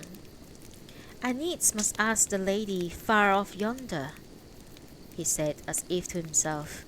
An attendant came up and bowing deeply. The white flowers far off yonder are known as evening faces, he said. A very human sort of name, and what a shabby place they have picked to bloom in. It was as the man said. The neighborhood was a poor one, chiefly of small houses. Some were leaning precariously, and there were evening faces at the sagging eaves. A hapless sort of flower. Pick one off for me, would you? The man went inside and raised the gate and broke off a flower. A pretty little girl in long unlined yellow trousers of raw silk came out through a sliding door that seemed too good for the surrounding. Beckoning to the man, she handed him a heavily scented white fan. Put it on this. It isn't much of a fan, but then it isn't much of a flower either. Koremitsu, coming out of the gate, passed it on to Genji. They lost the key, and I had to keep you waiting. You aren't likely to be recognized in such a neighborhood, but it's not a very nice neighborhood to keep you waiting in. Genji's carriage was pulled in and he dismounted. Besides, Koremitsu, a son, a daughter, the former of an eminent cleric, and the daughter's husband, the governor of Mikawa, were in attendance upon the old woman. They thanked him profusely for his visit. The old woman got up to receive him. I did not at all mind leaving the world, except for the thought that I would no longer be able to see you as I'm seeing you now. My vows seem to have given me a new lease on life, and this visit makes me certain that I shall receive the radiance of the Lord Amitabha with a serene and tranquil heart. And she collapsed in tears. Genji was near tears himself. It has worried me enormously that you should be taking so long to recover, and I am very sad to learn that you have withdrawn from the world. You must live a long life and see the career I make for myself. I am sure that if you do, you will be reborn upon the highest summits of the Pure Land. I am told that it is important to rid oneself of the smallest regret for this world. Fond of the child that she has reared, a nurse tends to look upon him as a paragon even if he is a half-wit. How much prouder was the old woman who somehow gained stature, who thought of herself as eminent in her own right for having been permitted to serve him. The tears flowed on. Her children were ashamed for her. They exchanged glances. It would not do to have these contortions taken as signs of lingering affections for the world. Genji was deeply touched. The people who were fond of me left me when I was very young. Others have come along, it is true, to take care of me, but you were the only one I am really attached to. In recent years, there have been restrictions upon my movements, and I have not been able to look in upon you morning and evening as I would have wished for, or indeed to have a good visit with you. Yet I become very depressed when the days go by and I do not see you. Would that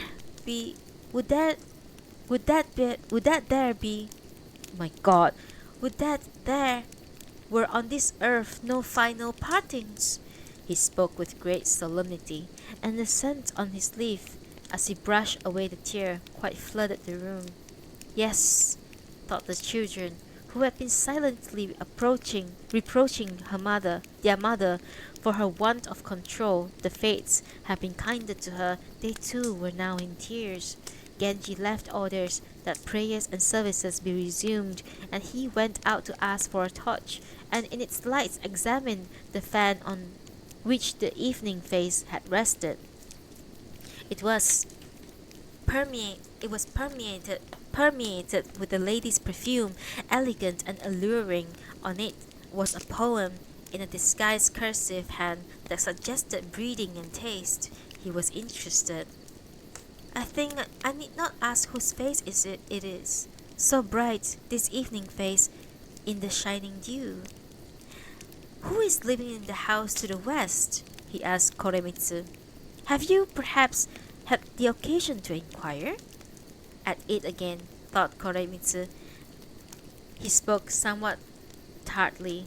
I must confess that these last few days I have been too busy with my mother to think about her neighbors. You are annoyed with me, but this fan has the appearance of something it might be interesting to look into. Make inquiries, if you will, please, of someone who knows the neighborhood. Koremitsu went in to ask his mother's steward and emerged with the information that the house belonged to a certain honorary vice-governor. The husband is away in the country, and the wife seems to be a young woman of taste. Her sisters were out in service here and there, and they often come visiting. I suspect the fellow is too poorly placed to know the details. His poetess would be one of the sisters, thought Genji, a rather practiced and forward young person, and were he to meet her, perhaps vulgar as well, but the easy familiarities of the poem had not been at all unpleasant, not something to be pushed away in disdain. His amative propensities, it will be seen, were having their way once more. Carefully disguising his hand, he jotted down a reply on a piece of notepaper and sent it in by the attendant who had earlier been of service. Come a bit nearer, please. Then might you know whose was the evening face so dim in the twilight. Thinking it a familiar profile, the lady had not lost the opportunity to surprise him with a letter, and when time passed and there was no answer, she was left feeling somewhat embarrassed and disconsolate. Now came a poem with special messenger. Her women became quite giddy as they turned their minds to the problem of replying. Rather bored with it, all the messengers returned empty-handed. Genji made a quiet departure, lighted by very few torches. The shutters next door had been lowered, and there was something sad about the light, dimmer than the fireflies that came through the cracks.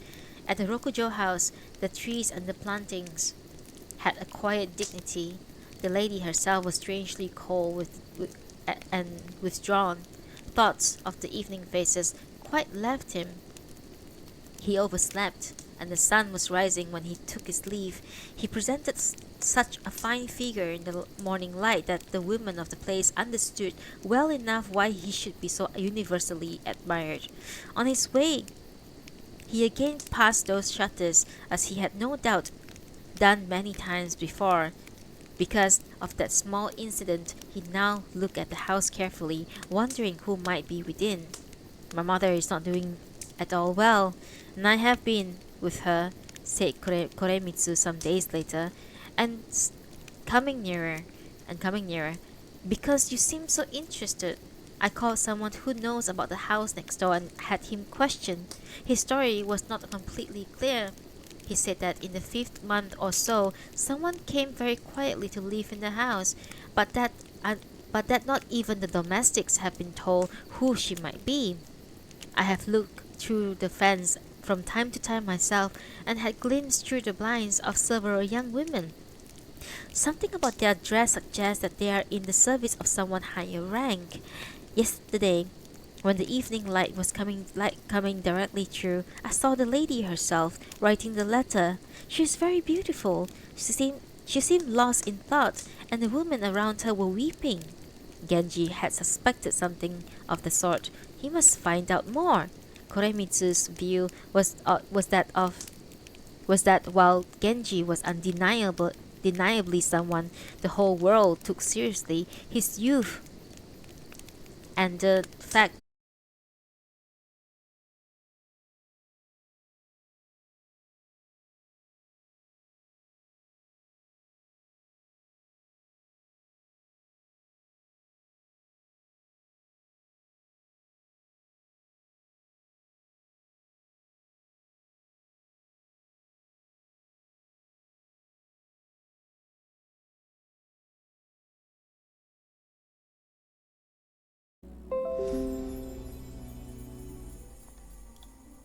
Well, it happened again. Oh, so sorry. Where did I even stop? Where did I stop, guys? Can you guys help me? Because I didn't know. If you were listening anyway.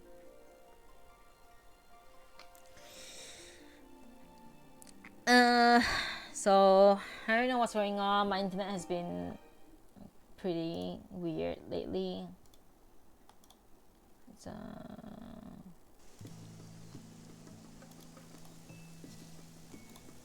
sorry, guys.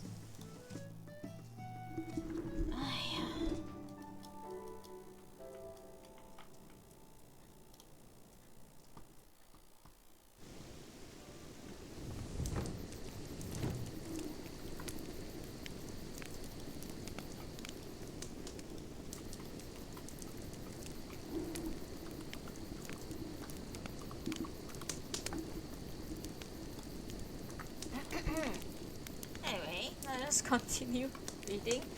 Where did I stop? Oh my god. Okay, let's do it.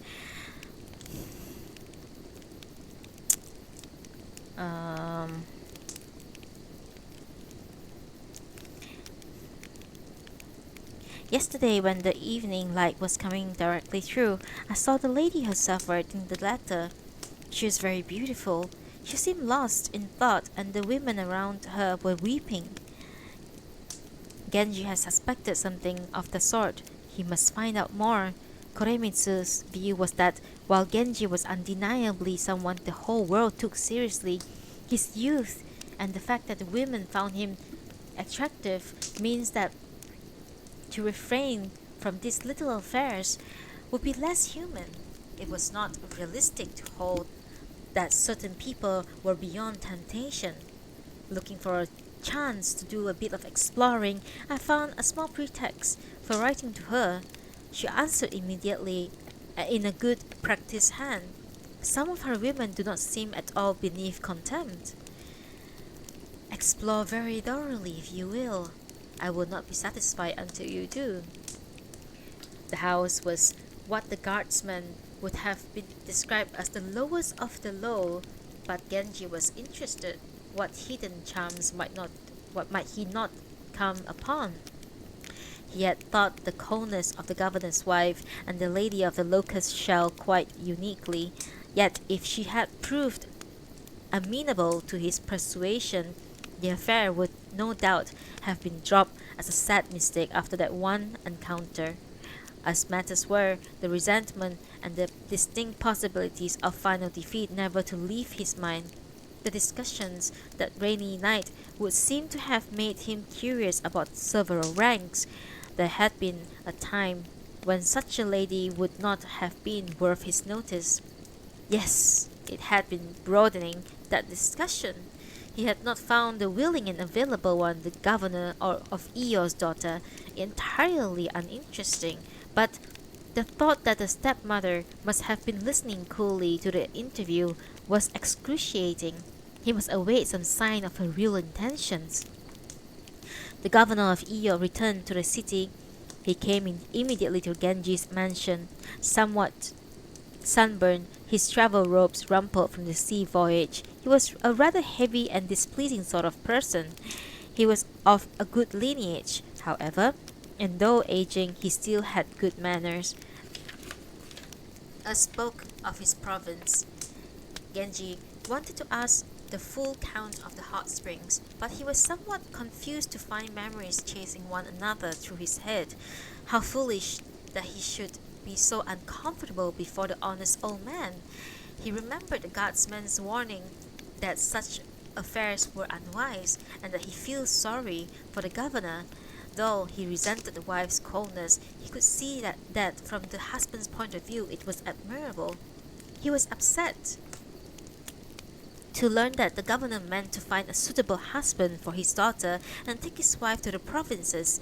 He consulted the lady's young brother upon possibilities for another meeting.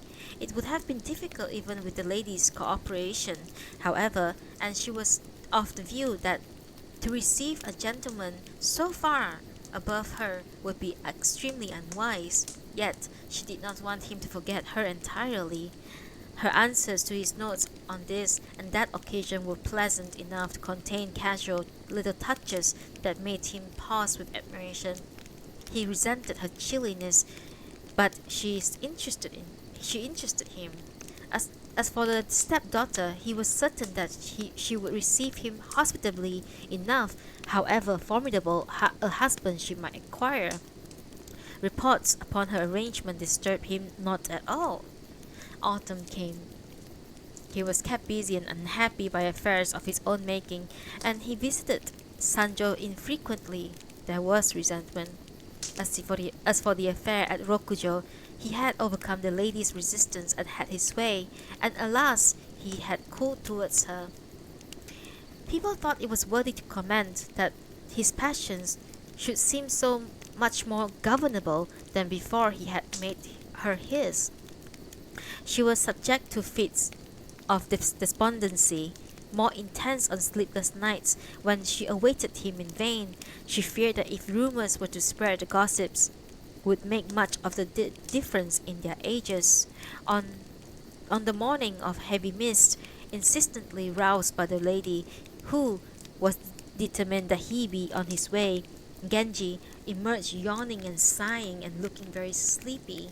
Chujo, one of her women, raised a shutter and pulled a curtain aside as if urging her lady to come forward to see him off. The lady lifted her head from her pillow. He was an incomparably handsome figure as he paused to admire the profusion of flowers below the veranda.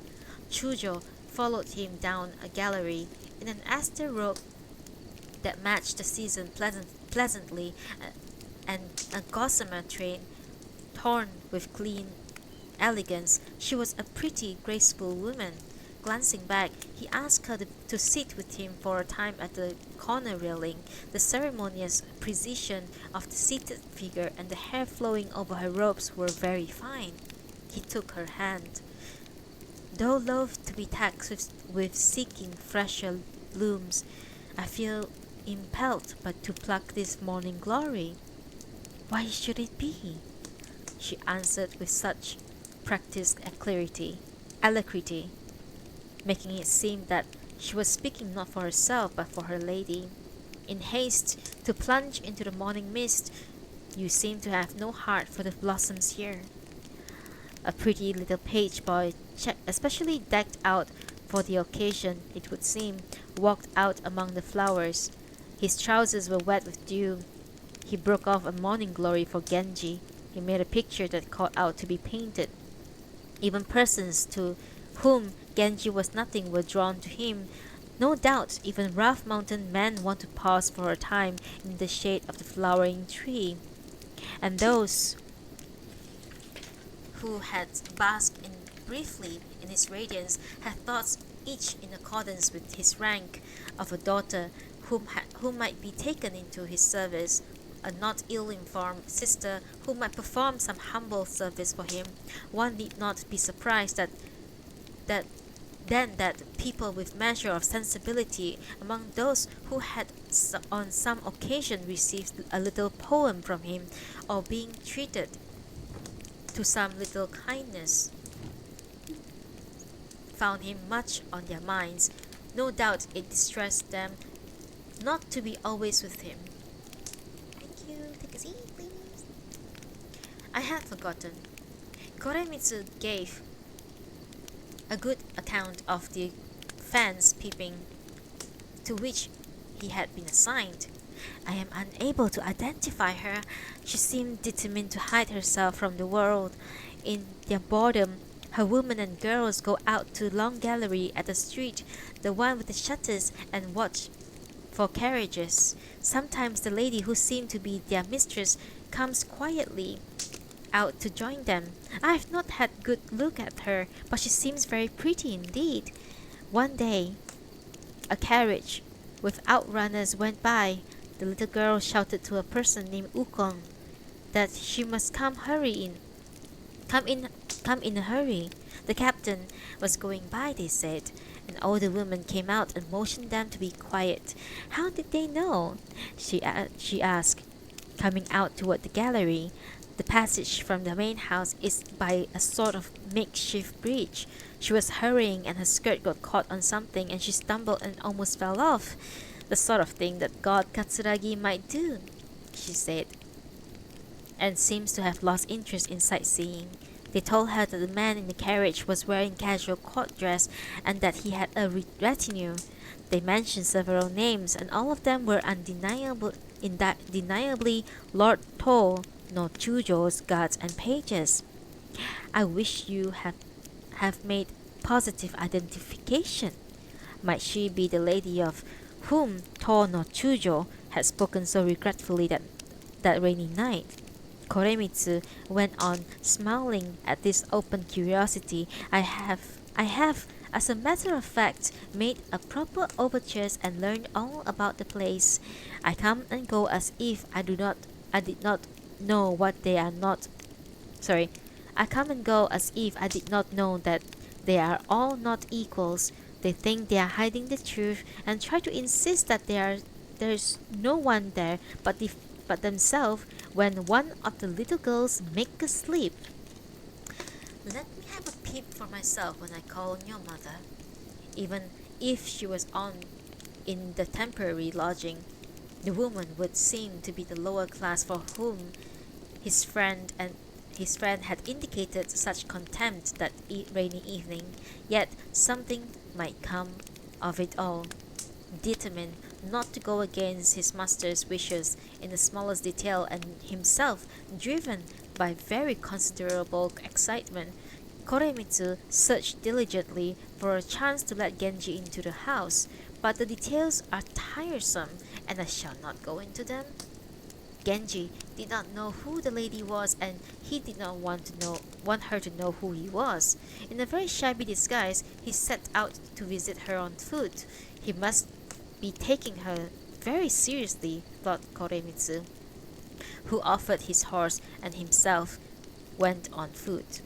Though I do not think that our gentleman will look very good with tramps for servants, to make quite certain the expedition remained secret, Genji took with him only the man who had been in his intermediary in the matter of evening faces, and a page whom no one was likely to recognize, lest he be found out. Even so, he did not stop to see his nurse.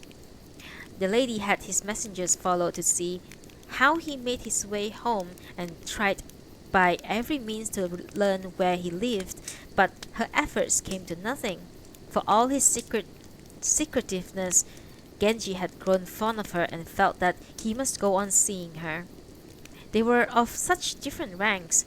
He tried to tell himself, and it was altogether too frivolous, yet his visits were frequent, and in affairs of this sort, which can muddle sense of the most serious and honest of men, he had always kept himself under tight control and avoided any occasion for censure. Now, to a most astonishing degree, he would be asking himself as he returned in the morning from a visit how he could wait through the day for the next, and then he would rebuke himself. It was madness. It was not an affair he should let disturb him. She was an extraordinarily gentle and quiet nature, though there was a certain vagueness about her, and indeed an almost childlike quality. It was clear that she knew something about men. She did not appear to be of very good family. What was there about her, he asked himself over and over again, that so drew him to her? He took great pains to hide his ranks and always wore travel dress, and he did not allow her to see his face. He came late at night when everyone was asleep. She was frightened, as if he were an apparition from an old story. She did not need to see his face to know that he was a fine gentleman. But who might he be? her suspicions turned to Koremitsu. It was that young gallant, surely, who had brought the strange visitor, but Koremitsu pursued his own little affairs unremittingly, careful to feign indifference to and ignorance of this other affair. What could it all mean? The lady was so lost in unfamiliar speculations. Genji had his own worries. If, having lowered his guard with an appearance of complete unreserve, she were to slip away and hide, where would he seek her? This seemed to be but a temporary residence, and he could not be sure when she would choose to change it, and for what other.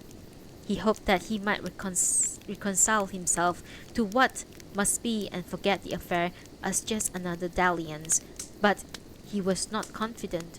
On days when, to avoid attracting notice, he refrained from visiting her, his fretfulness came near anguish. Suppose he were to move her in secret to Nijo. If troublesome rumors were to arise, well, he could say that they would have been fated from the start. He wondered what bond in former life might have produced in an infatuation such as he had not known before. "Let's have a good talk," he said to her, "where we can be quite at our case. It's all so strange. What you say is reasonable enough, but what you do is so strange and rather frightening." Yes, she might well be frightened. Something childlike in her fright brought up a smile to his lips. Which of us is the mischievous fox spirit, I wonder? Just be quiet and give yourself up to its persuasions. Won over by his gentle warmth, she was indeed inclined to let him have his way, and she seemed such a pliant little creature, likely to submit absolutely to the most outrageous demands. He thought again to Tono Chujo's wild carnation, of the equable nature his friend had described that rainy night. Fearing that it would be useless, he did not try very hard to question her.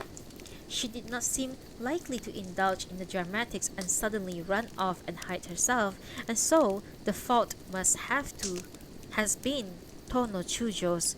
Genji himself would not be guilty of such negligence, though it did occur to him that a bit of infidelity might make her more interesting. The bright full moon of the 8th month came flooding in through the chinks of the roof. It was not the sort of dwelling he was used to, and he was fascinated. Towards dawn he was awakened by the plebeian voices in the shabby houses down the street. Freezing. That's what it is, freezing. There's not much business this year, and when you can't get out into the country you feel like giving up. Do you hear me, neighbor? He could not make out every word. It embarrassed the woman that so near at hand there should be this clamor of preparation as people set off on their sad little enterprises. Had she been one of the stylish ladies of the world, she would have wanted to shrivel up and disappear.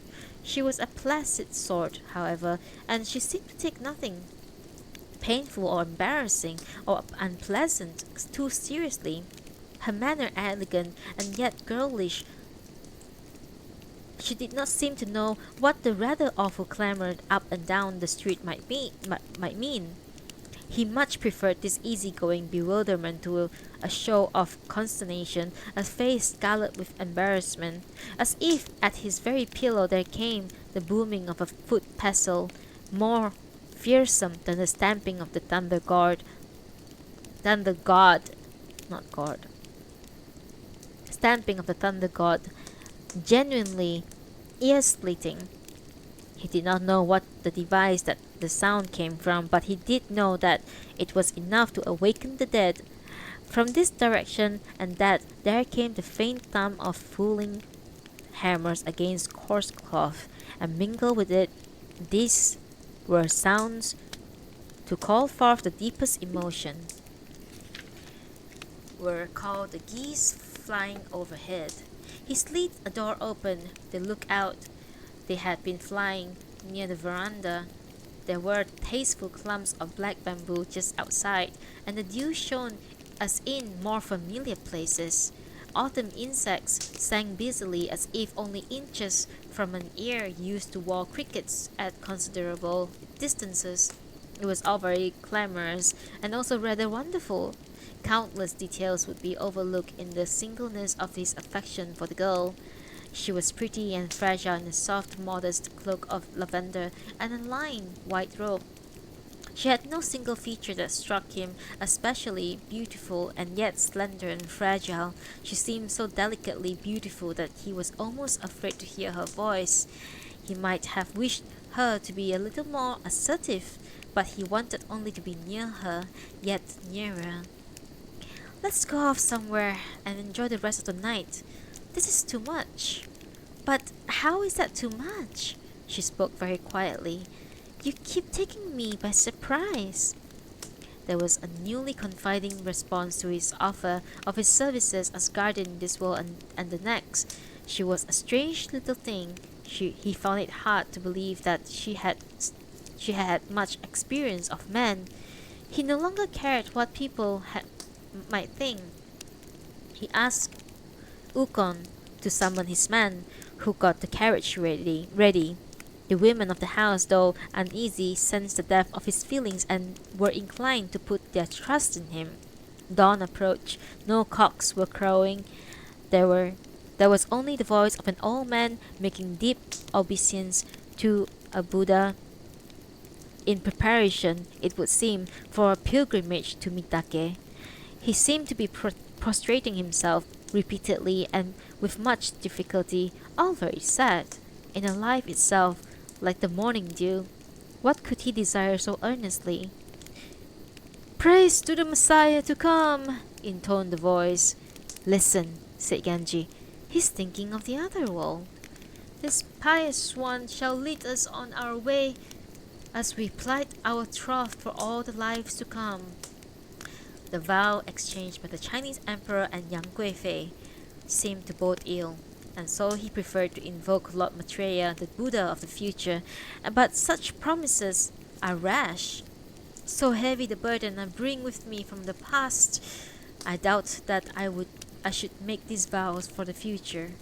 It was a reply that suggested doubts about his lives to come.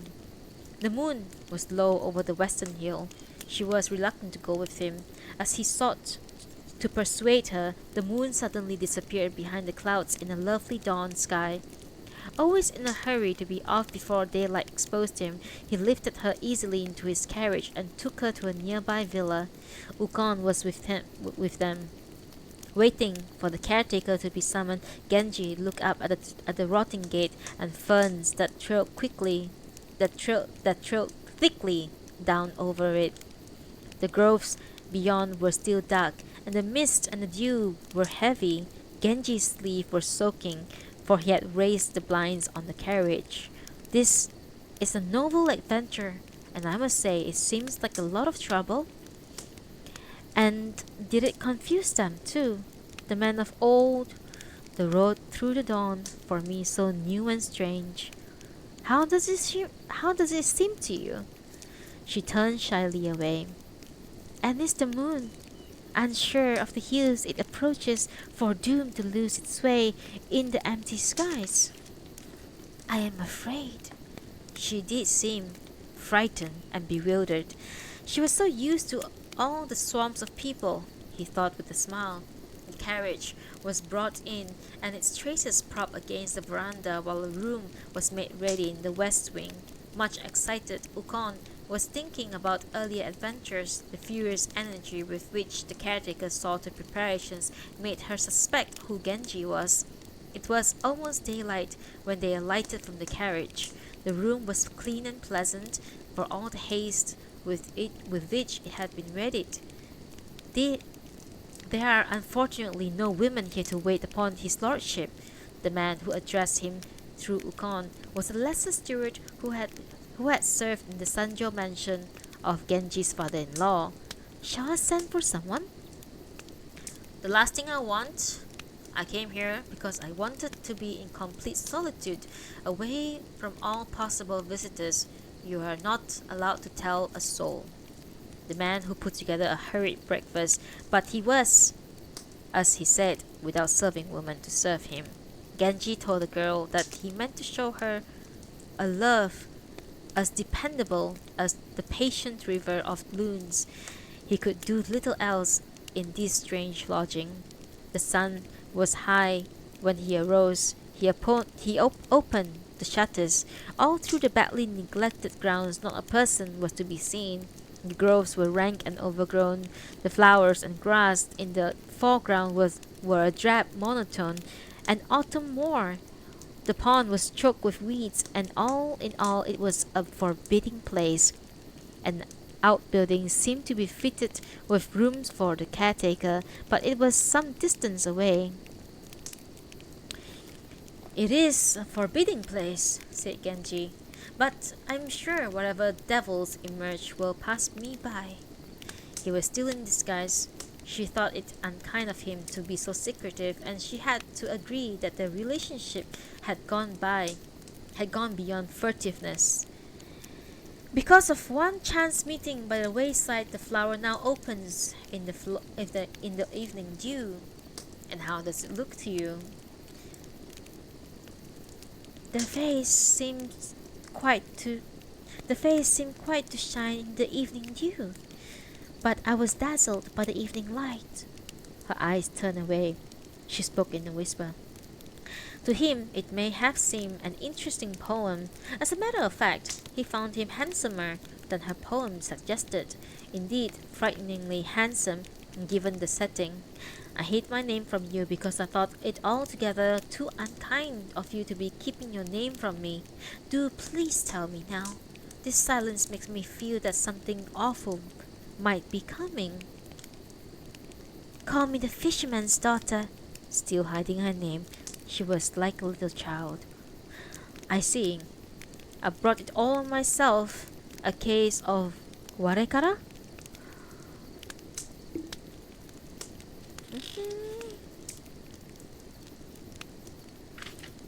And so, sometimes affectionately, sometimes reproachfully, they talked the hours away. Koremitsu had found them out and brought provisions. Feeling a little guilty about the way he had treated Ukon, he did not come near. He thought it amusing that Genji should thus be wandering these streets, and concluded that the girl must provide sufficient cause, and he could have had her himself, and had he not been so generous. Genji and the girl looked out at the evening sky with an utmost calm. Because she found the darkness in the recesses of the house frightening, he raised the blinds at the veranda, and they lay side by side. As they gazed at each other in the gathering dusk, it all seemed very strange to her, unbelievably strange. Memories of past wrongdoings quite left her. She was more at ease with him now, and he thought her charming. Besides him all through the day, starting up in fright at each little noise, she seemed delightfully childlike. He lowered the shutters early and had lights brought. "You seem comfortable with me, and yet you raise difficulties. At court everyone would be frantic. Where would the search be directed?" He thought what a strange love it was, and he thought of the turmoil of the Rokujo lady was certain to be in. She had every right to be resentful, yet her jealous ways were not pleasant. It was said that sad lady to him his first thoughts turned to. My God!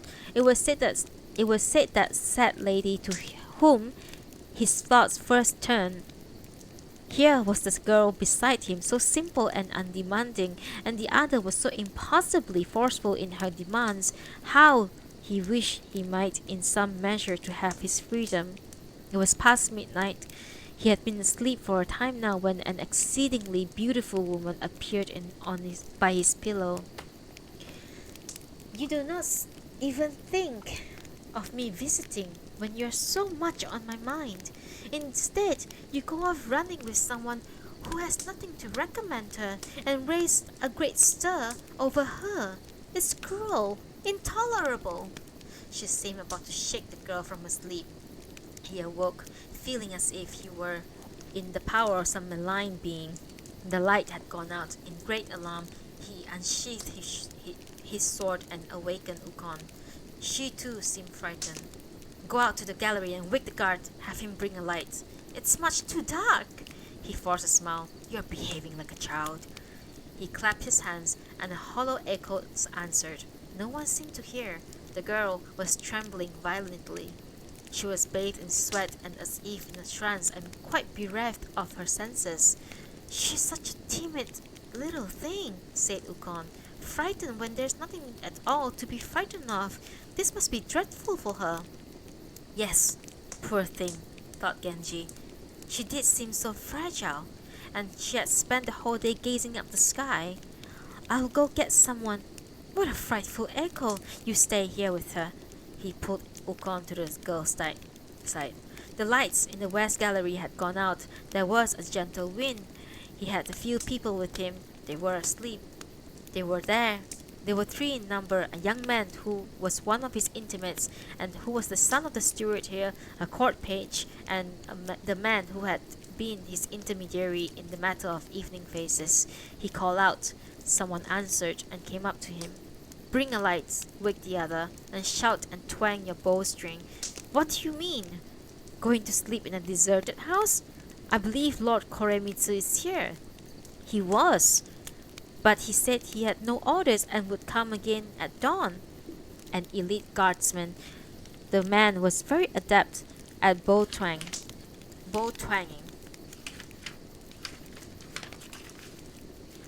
Sorry.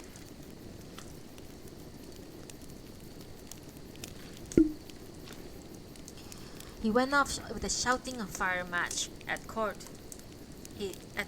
Thought Genji. The courtiers on night duty would have announced themselves, and the guards would be changing. It was not so very late.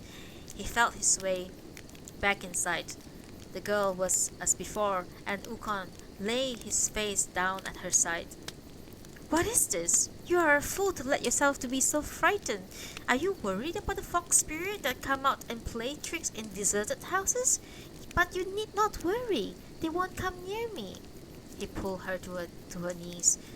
I'm not feeling at all well. That's why I was lying down. My poor lady must be so terrified.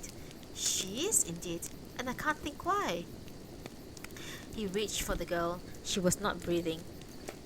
He lifted her, and she was limp in his arms. There was no sign of life. She had seemed as defenseless as a child, and no doubt some evil power had taken possession of her. He could think of nothing to do. A man came in with a torch.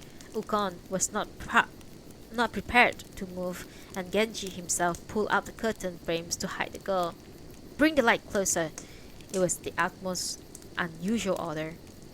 Not ordinarily permitted at Genji's side, the man hesitated to cross the threshold. Come, bring it here. There is a time and place for ceremony.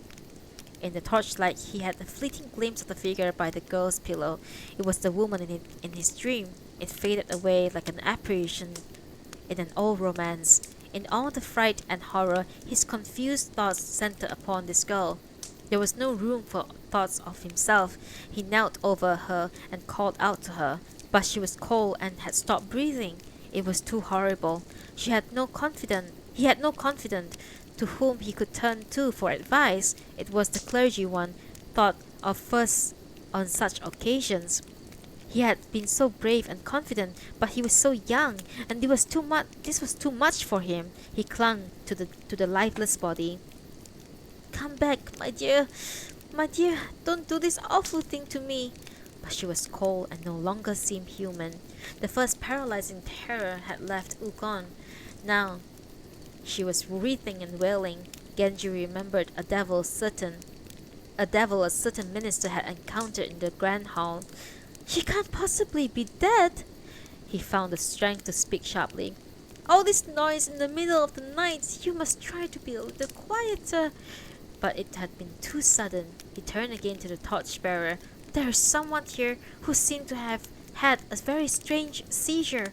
Tell your friend to find out where Lord Koremitsu is spending the night and have him come immediately. If the holy man is still at his mother's house, Give him a word very quietly that he is to come. He is to come too.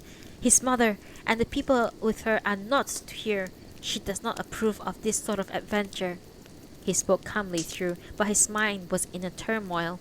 Added to grief at the loss of the girl was a horror quite beyond describing at this desolate place.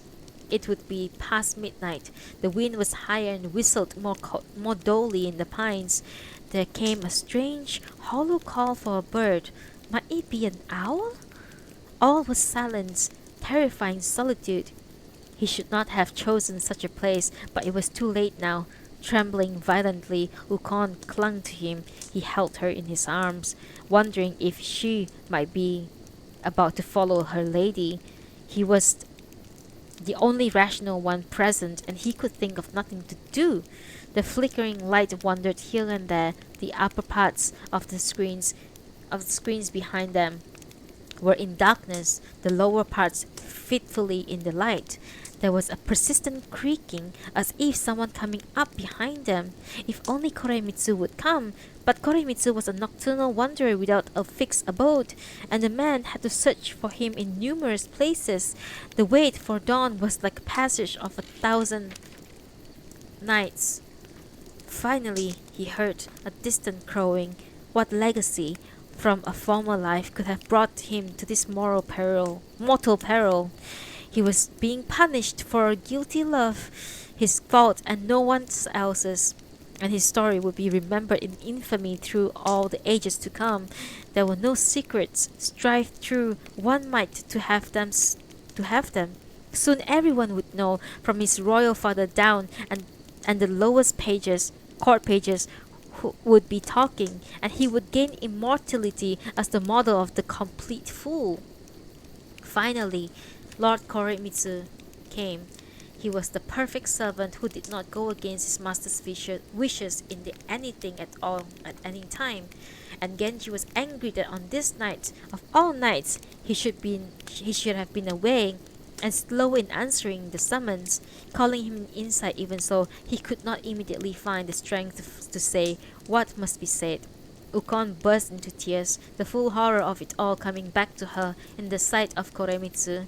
Genji, too lost control of himself and the only sane and rational one present, he had held Ukon in his arms, but now he gave himself up to his grief. Something strange, very strange, had happened, he said after a time. Strange, unbelievable, would not be too strong a word. I want a priest. One does when these things happen. And ask your reverend brother to come. He went up to the mountain yesterday. Yes, it is very strange indeed. Had there been anything wrong with her? Nothing. He was so handsome in his grief that Koremitsu wanted to weep.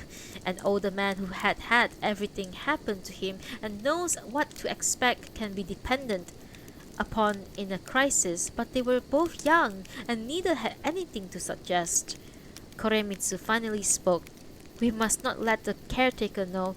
He may be dependable enough himself, but he is sure to have relatives who will talk. We must get away from this place. You aren't suggesting that we could find a place where we will be less likely to be seen? No, I suppose not. And the women at her house will scream and wail when they hear about it. And they live in a crowded neighborhood, and a mob around will hear. And all will be that. But mountain temples are used to these sort of things. There would not be much danger of attracting attention, he reflected on the problem for a time. There is a woman I used to know. She had gone to the nunnery up in the eastern hill. A very old lady. My father's nurse is living there. The district seems to be rather heavily populated, but the nunnery is off by itself. In the stir of daylight came, Koremitsu had the carriages brought up. Since Genji seemed incapable of the task, he wrapped the body up in the covering and lifted it into the carriage. It was very tiny and very pretty, and not at all repellent. The wrapping was loose, and hair strands streamed forth as if to darken the world before Genji's eyes. He wanted to see the last rites through to the end. But Koremitsu would not hear of it. "Take my horse and go back to Nijo now, while the streets are still quiet." He helped Ukon into the carriage and himself proceeded on foot. The skirts of his robe hitched up. It was a strange, bedraggled sort of funeral procession, he thought. But in the face of such anguish, he was prepared to risk his life. Barely conscious, Genji made his way back to Nijo. "Where have you been?" asked the woman.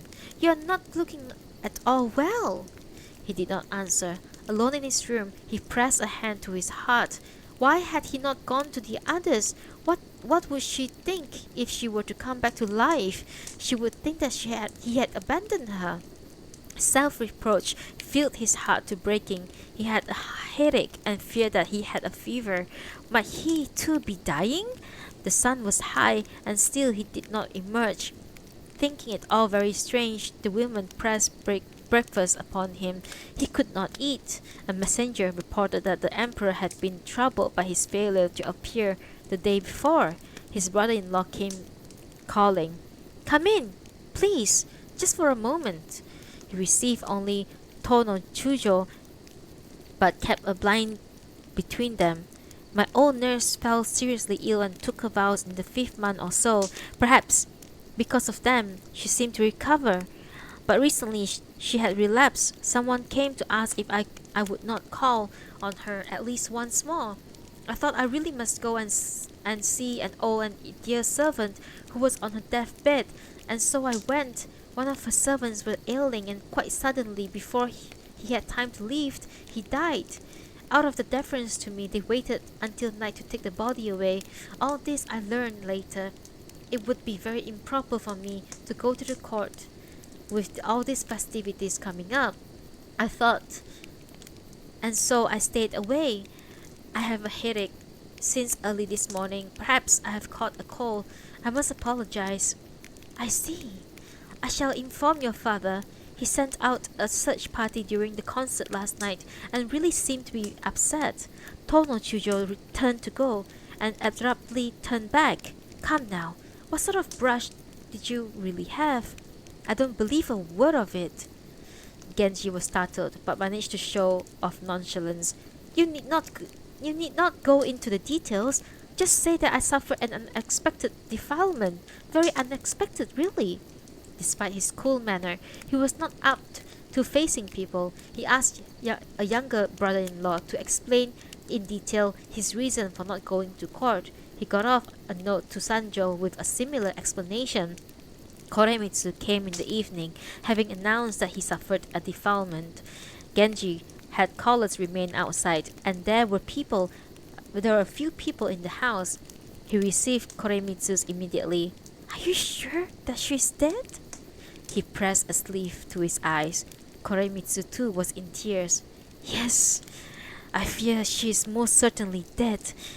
I could not stay shut up in a temple indefinitely, and so I have made arrangement with the venerable priest, whom I happen to know rather well.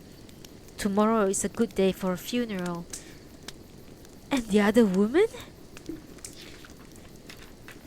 She has seemed to be on point of death herself." Sorry.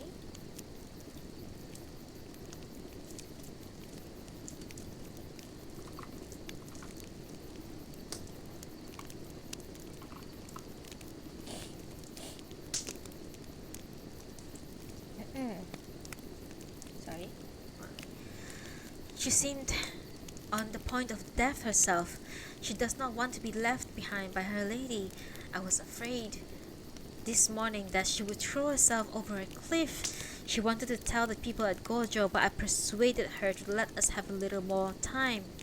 I'm feeling rather awful myself and almost fear the worst. Come now, there's nothing to be done, and no point in torturing yourself. You must tell yourself that what must be must be. I shall let absolutely no one know, and I am personally taking care of everything. Yes, to be sure, everything is fated, so I tell myself. But it is terrible to think that I have sent a lady to her death. You are not to tell your sister, and you must be very sure that your mother does not hear. I would not survive the scolding I would get from her. And the priest too. I have told them a plausible story. Koremitsu Koremitsu exuded confidence. The women had caught a hint of what was going on and were more puzzled than ever. He had said that he had suffered a defilement and that he was staying away from court. But why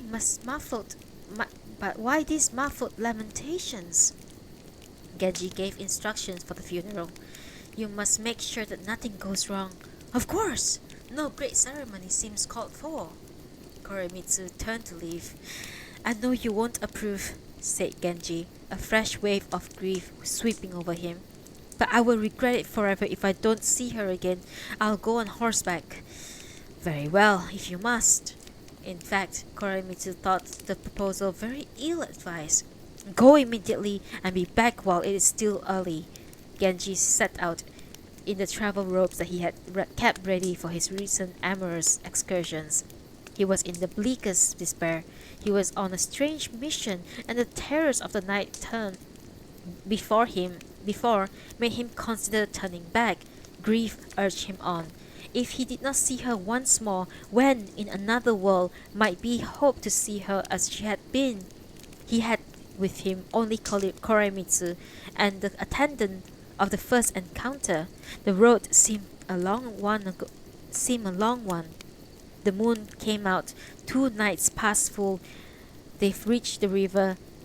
In the dim torchlight, the darkness off towards the Mount Toribe was ominous and forbidding, but Genji was too dazed with grief to be frightened, and so they reached to the temple. It was a harsh, unfriendly region at best.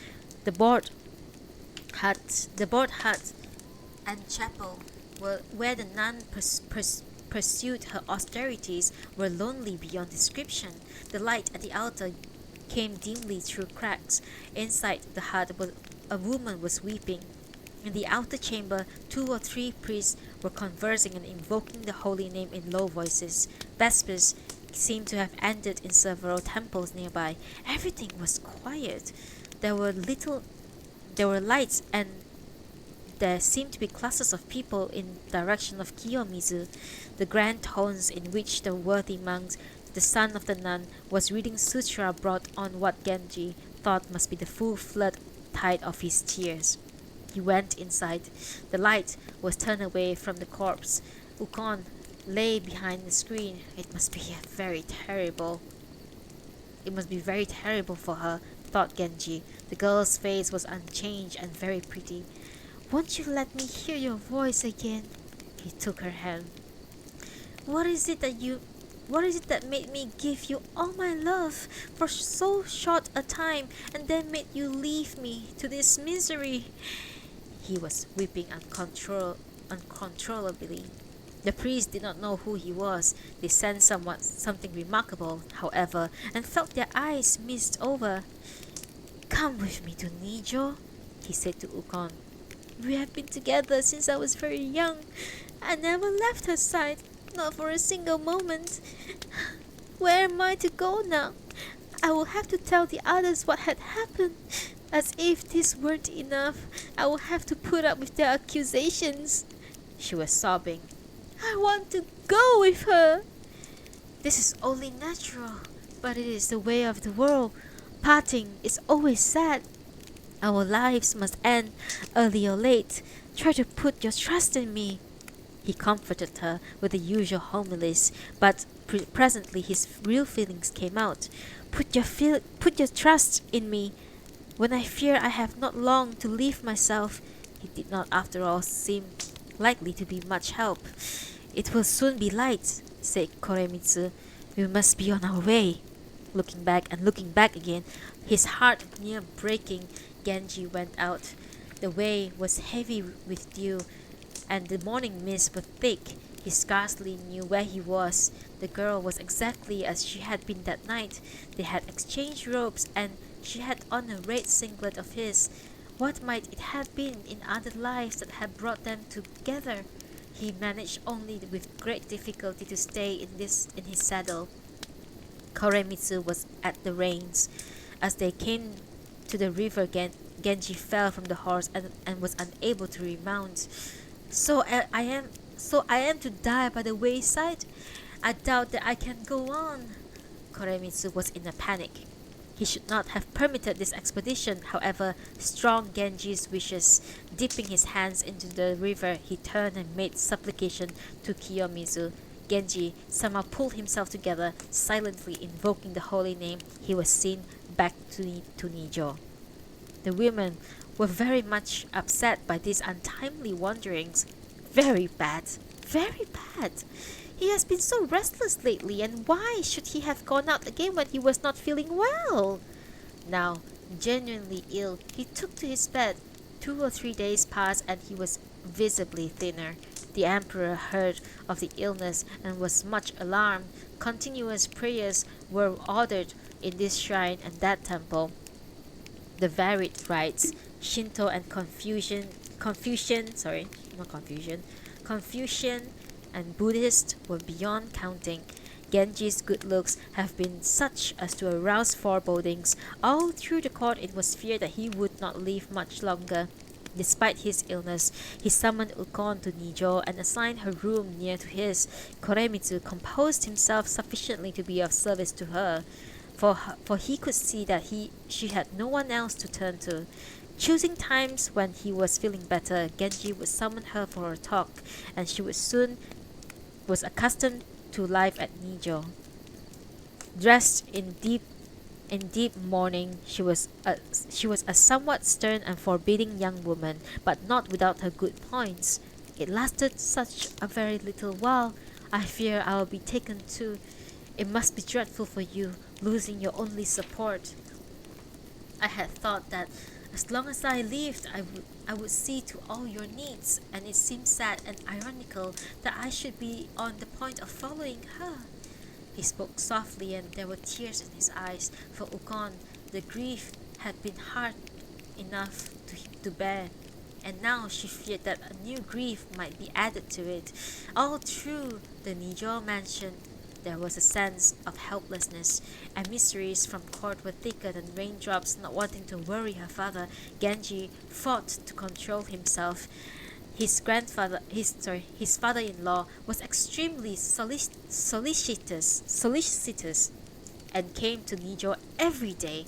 Perhaps because of all the prayers and rites, the crisis passed. It had lasted some 20 days and left no ill effects. Genji's full recovery coincided with the final cleansing of the defilement, and the unhappiness he had caused his father much on his mind. He set off for court.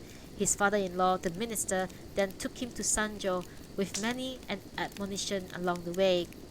He felt for a time as if he had come back from a different world.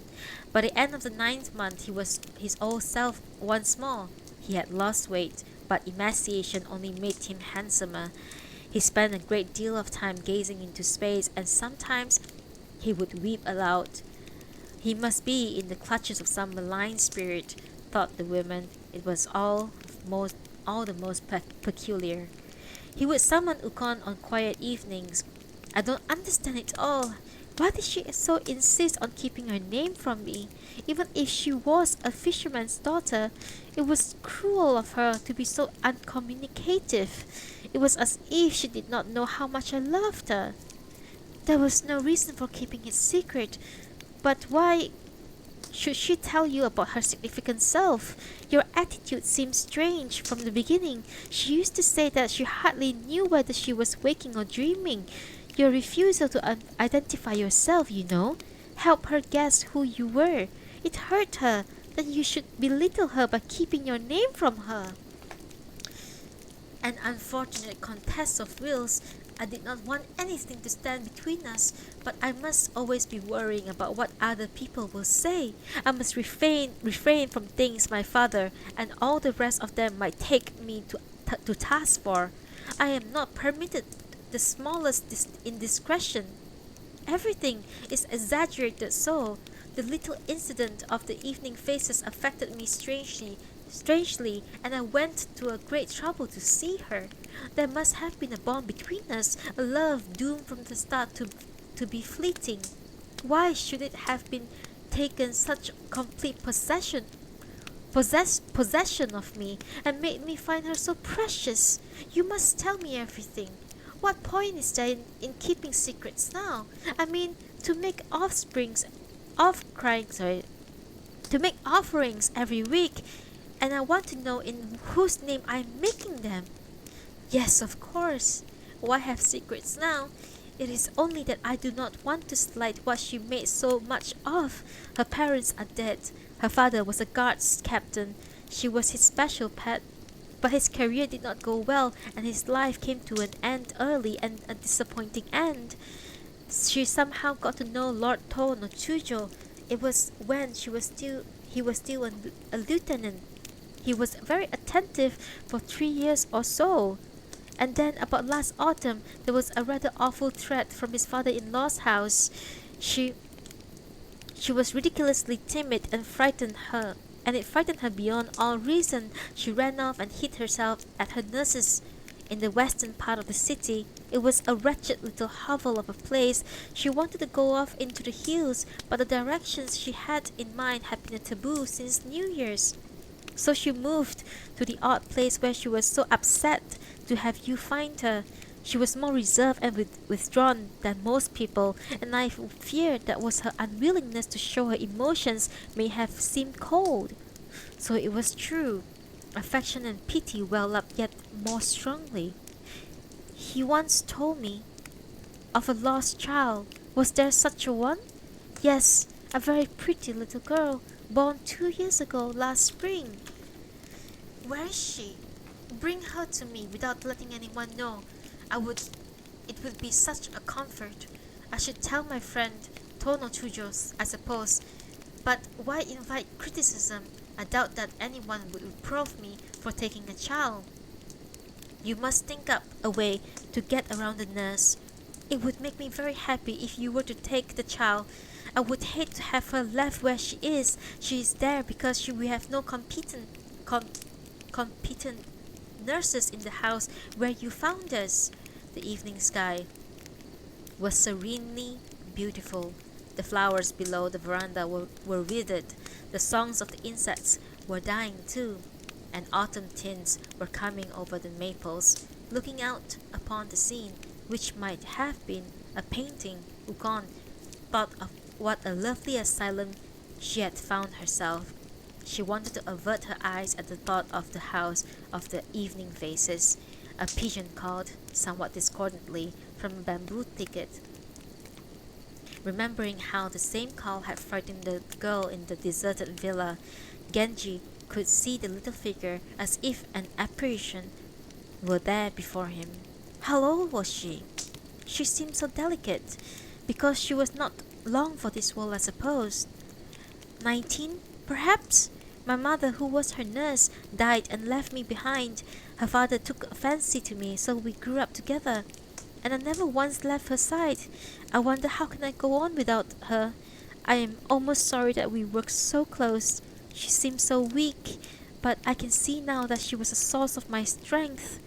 The weak ones do have power over us. The clear, forceful ones I can do without.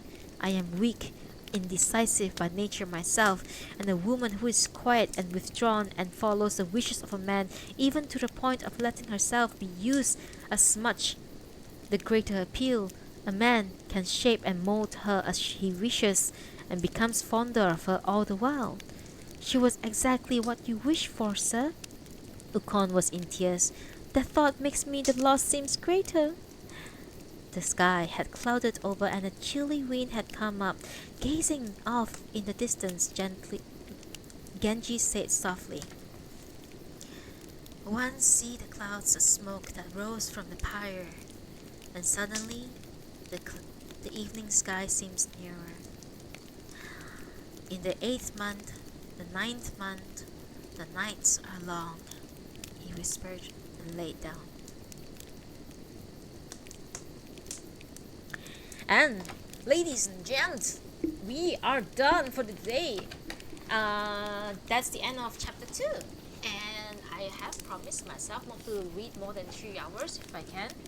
And I think this is just the right time to stop. So I guess the next time I'll be reading about 3 chapters as well. So about 2.5 hours or something like that. So yeah. So in the introduction, so Edward, the translator of this version, Edward G. Seidensticker, what a name. He mentioned something about how he first read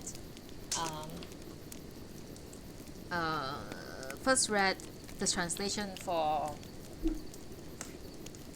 Tale of Genji by a translator called Arthur Whaley, and he mentioned how when he was reading it, he just felt like it just feels a bit wrong, and just feels like it didn't read right. I mean, it's like basically he said something along the line like, when the story was moving on at a good pace, somehow the translator make it into a very slow pace. So that just reminds me of how, like, some Japanese author books, like let's say for example Spring Snow by Yukio Mishima. I absolutely did not enjoy that book because of how rambly it is, like just a lot of rambling, and it makes me think, like, did I not like it because of the translators? Like, I don't enjoy the translators' work, you know. The same thing with Kanai Minato's work. So for Kanai Minato, I read 2 of her books, Confession and Penance, right? So Confession was amazing. I love Confession a lot. Like, reading Confession is a joy, even though the story is so fucked up. But Penance, I had such a difficulty in going through it, and then I realized that the translator for both books are different. They are different translators. So I was just thinking, like, do I not enjoy it because of the translating? You know? But you know what? I'm enjoying Tale of Genji so far. It's a bit tough to follow at times because there are so many characters. But yeah, they're like insane amount of characters basically. So I feel like it's a bit difficult to follow sometimes, but overall you kind of get the idea of Genji, and yeah, basically, and without, you know, the nitty gritty, you know, the my god, without the whole describing them. It's like implied that they have sex, right? But it's like there's no like description about them doing it, like, and I like that because in the past, Spring Snow was so, oh my god, like, you know, like I cannot so descriptive of whatever that's happening, so I do not enjoy that. It almost feels like smut, you know. Yeah, anyway, yeah, it's time for lunch. Anyway, thank you so much for stopping by. Thank you, Sancho Senpai, for dropping by. Thank you, Toki Keiko. Hello. Hi, little sprout. Thank you for joining. I hope you enjoyed the reading session. Okay, so this is your first time, right? So Nudible is a play on word on Audible, with my name, Ariana Nuna, evidently. So what I do is I just sit here and I read to you guys for about 2 to 3 hours. Like, hopefully it's 2 hours next time. Yeah, but there were times when I read for like 5 hours because I'm insane. So yeah, you don't like. My whole mission is to be like a help people to read along, and also be people's background sound when they are playing game, or when they are studying, or when they are working. Yeah, that's my goal basically. uh, just be someone's background sound. I hope that my voice is nice enough to you all. Anyway. But yeah, thank you so much for the interest. Today is Wednesday. The next reading will be on Friday, if I am not busy. If I'm not busy with work, then I'll stream again around the same time. 12, either 12 or 1 p.m. GMT plus 8. Oh, thank you so much. Keiko just said that my voice is nice. Thank you. Okay. Alright. I'm gonna go now. I think I might stream later tonight, because I want to do the Rising event and I want to record it. So until tonight, I'll see you. Thank you so much for dropping by, you guys. I really appreciate every one of you. And I'll see you guys again on Friday. We will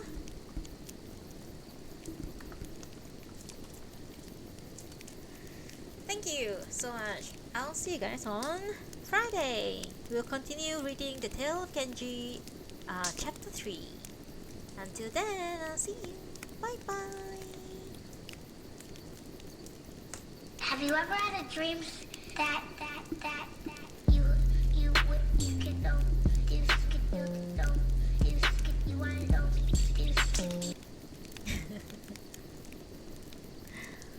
Thank you. Bye bye. See you guys later.